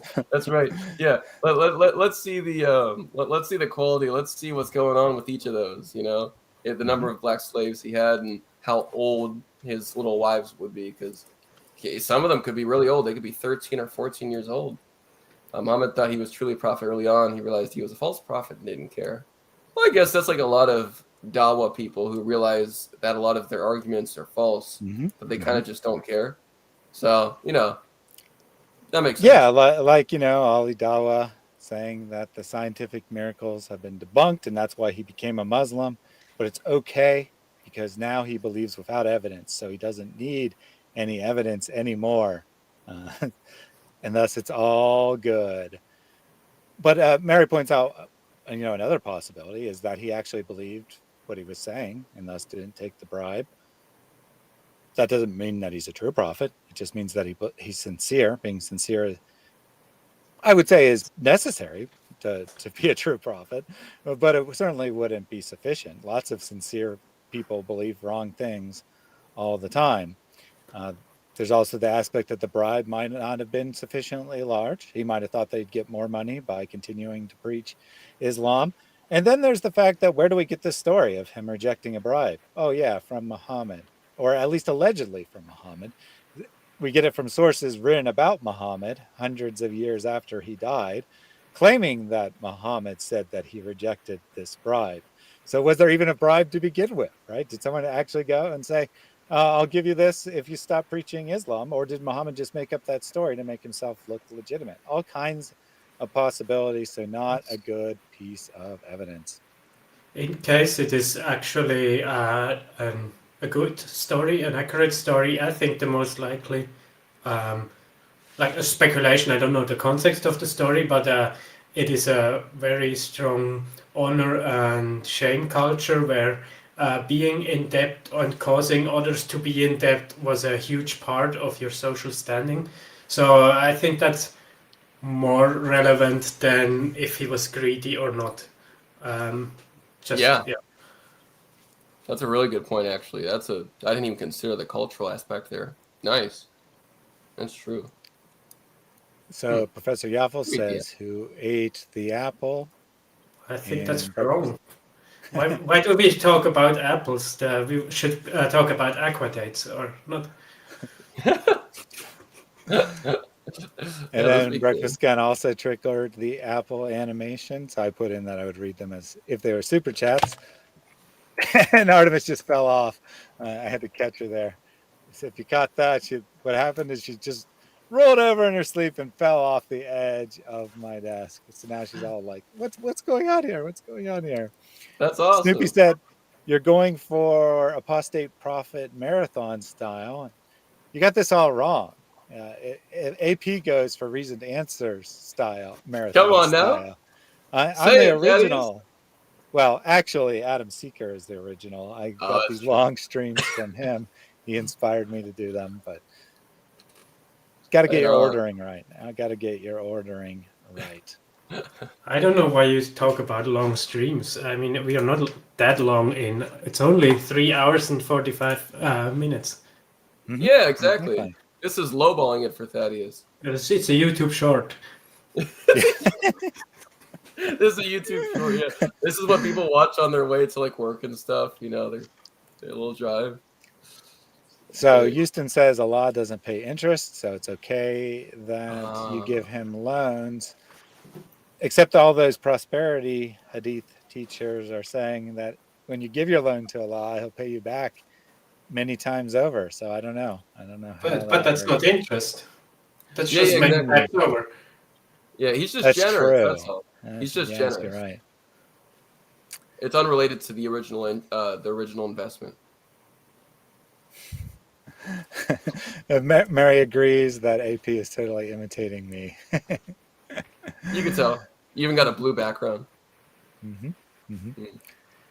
Yeah, and as we all know, whoever has a blue background is very nerdy, according to David. So,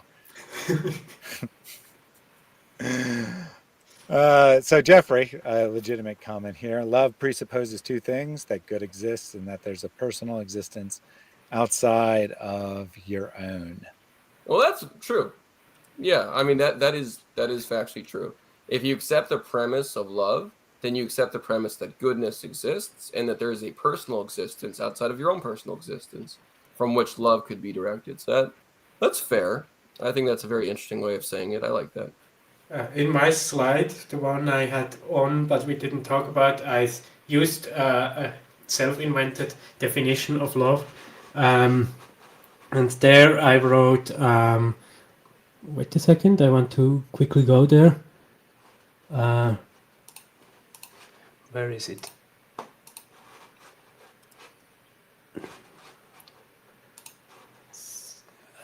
I'm almost there. No worries, no worries. Done. No. Here. So Rick said I had to watch 30 seconds of commercials. Yuck. Well, I apologize about that, Rick, but there's nothing I could do about that. YouTube's going to show the commercials regardless of the monetization status of a channel. In one case, they share the revenue. In the other case, they keep it all. But they no longer don't show ads on non-monetized channels. So, all right. So I pulled up your slide. Yes, love is love is willing to good towards that which is good. So the Bible explicitly states that God hates sin, and so I'm aware that sin is not a person but an action or a mindset or whatever. But still, I think in the previous comment you highlighted, I would add the third premise that those persons are worthy of love as well. I mean, that's a Christian assumption that every human is made in the image of God. That's actually really interesting. Okay, so in order to maintain God's justice, that he's being like fair in his judgment, you'd have to say that the other thing is worthy of love. Which I guess, in theory, the only one actually worthy of love, of God's love, would be God. Which then could also act as an argument for the object of God's love being God actually and eternally and immutably. That's interesting. Yeah, that's a argument I will make next time. But I thought it was worth pointing out with that comment before. That's great. That's actually really interesting. I can't wait to talk about that next time. I like that. Justin says he has to go, and Artemis apparently had to go as well. She just walked away. Everyone's leaving because the stream is coming to an end. He says it was a good discussion. Thank you for answering so many of my chats. Good job, Ben Rex. And I think it was a very good discussion. Yeah. I think things went very well today. I hope the audience found it to be beneficial as well. I do have, looks like 3 more comments that I want to bring up. First, a super chat from Hariel. Brothers and sisters, why to lose this great opportunity? Remember, when the person is on his deathbed, the last minute, he will ask Allah Jalla wa'ala to be delayed for 1 second to do what? Not to pray, not to do other things, but to give sadaqah. Because sadaqah, you can give it just like this, yeah, in 1 second. So Hariel took that 1 second to make a super chat there, and she will not be sad. Maybe. By the way, on the Day of Judgment. Yes. With that super chat video, I always think of the city in France, which is called Toulouse. So why Toulouse? It's always. There's a connection there. You see. Yes. You see, it's that's a a miracle. prophecy. Hariel says a small gift. God bless. Thank you very much for your support. Professor Yaffle says, today I've been on the top leaderboard, the continued leaderboard, the most spent and now even the most earned. Has that ever happened to anyone else before? I feel proud.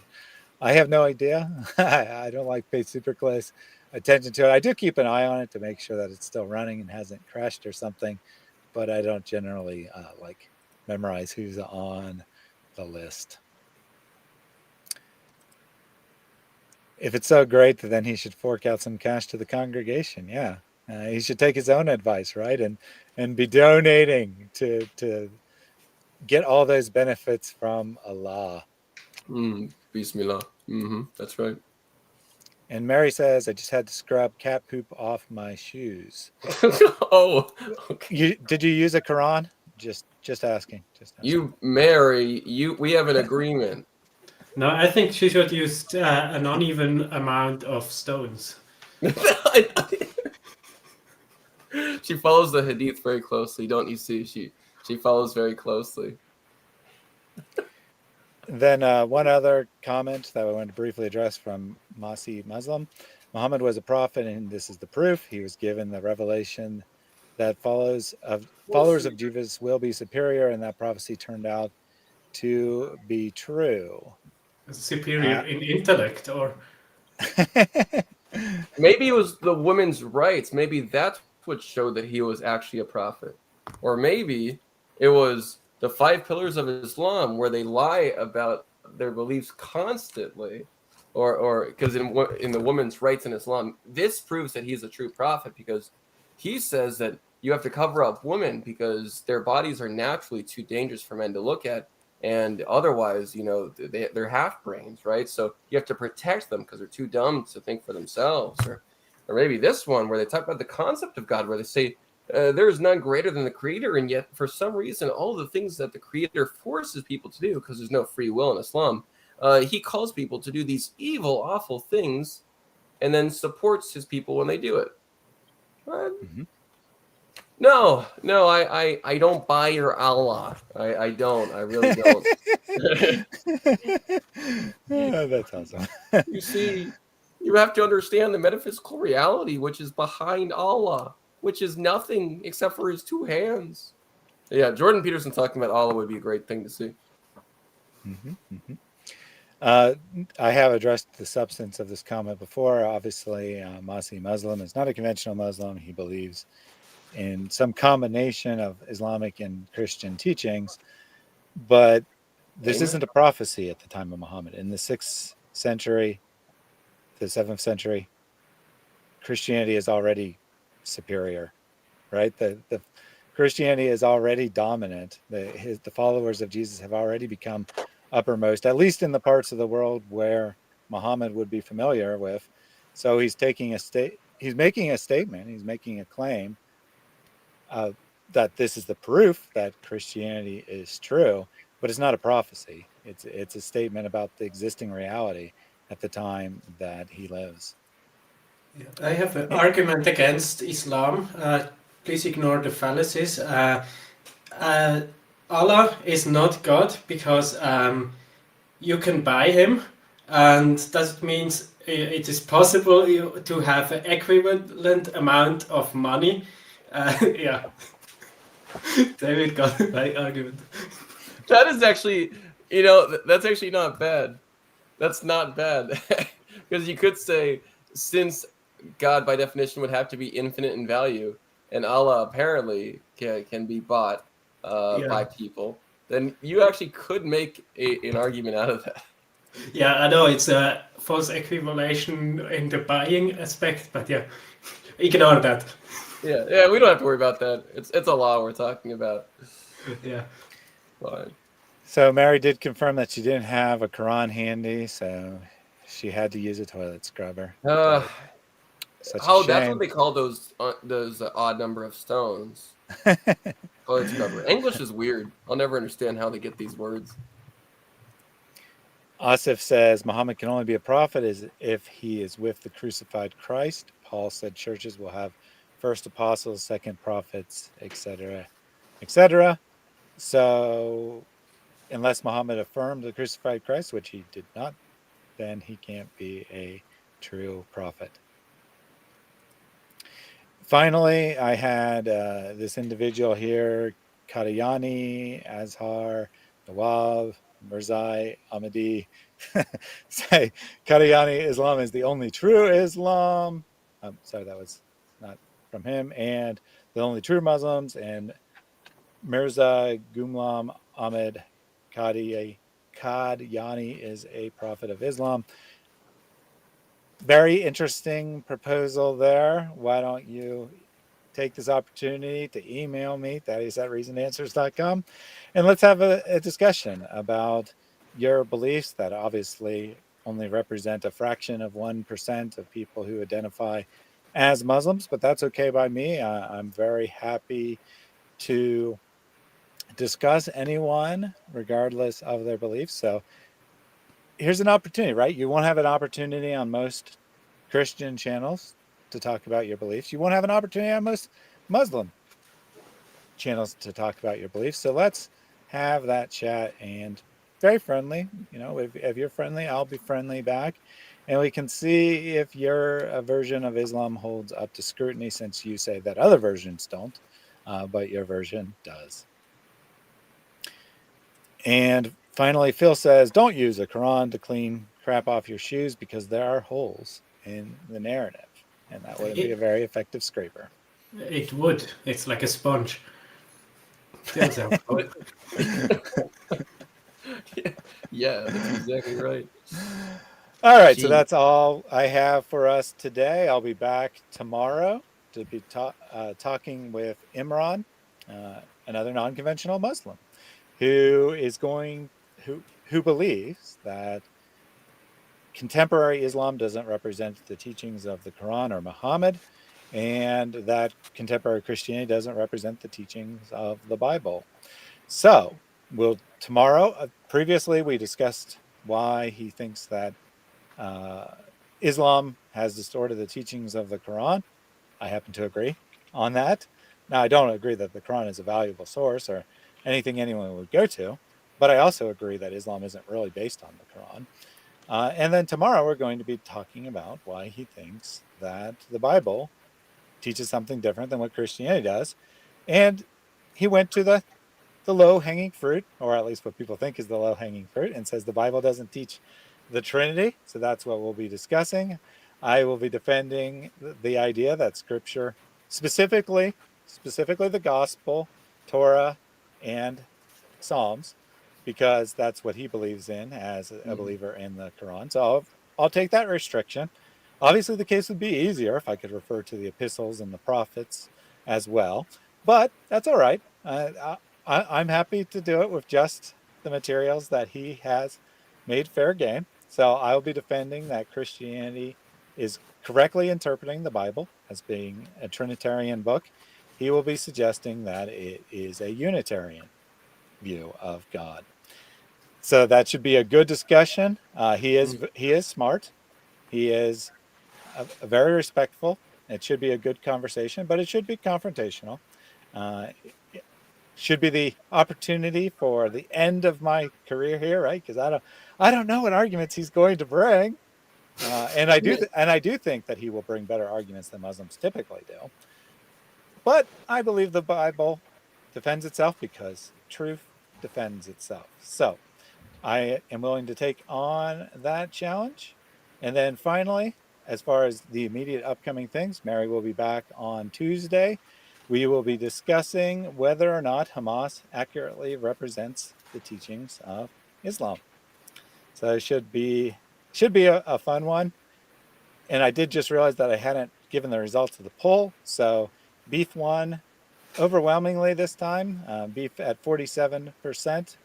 Pork at 25%, chicken at 18%, and fish at 7%. I do agree from a pure taste perspective that beef is the best. I was kind of expecting people to pick pork just to annoy Muslims, but I agree with the results of the poll there. All right, so until we meet again, God bless everyone. Take this information, use it in your conversations with non-believers. God bless. Adios. Goodbye.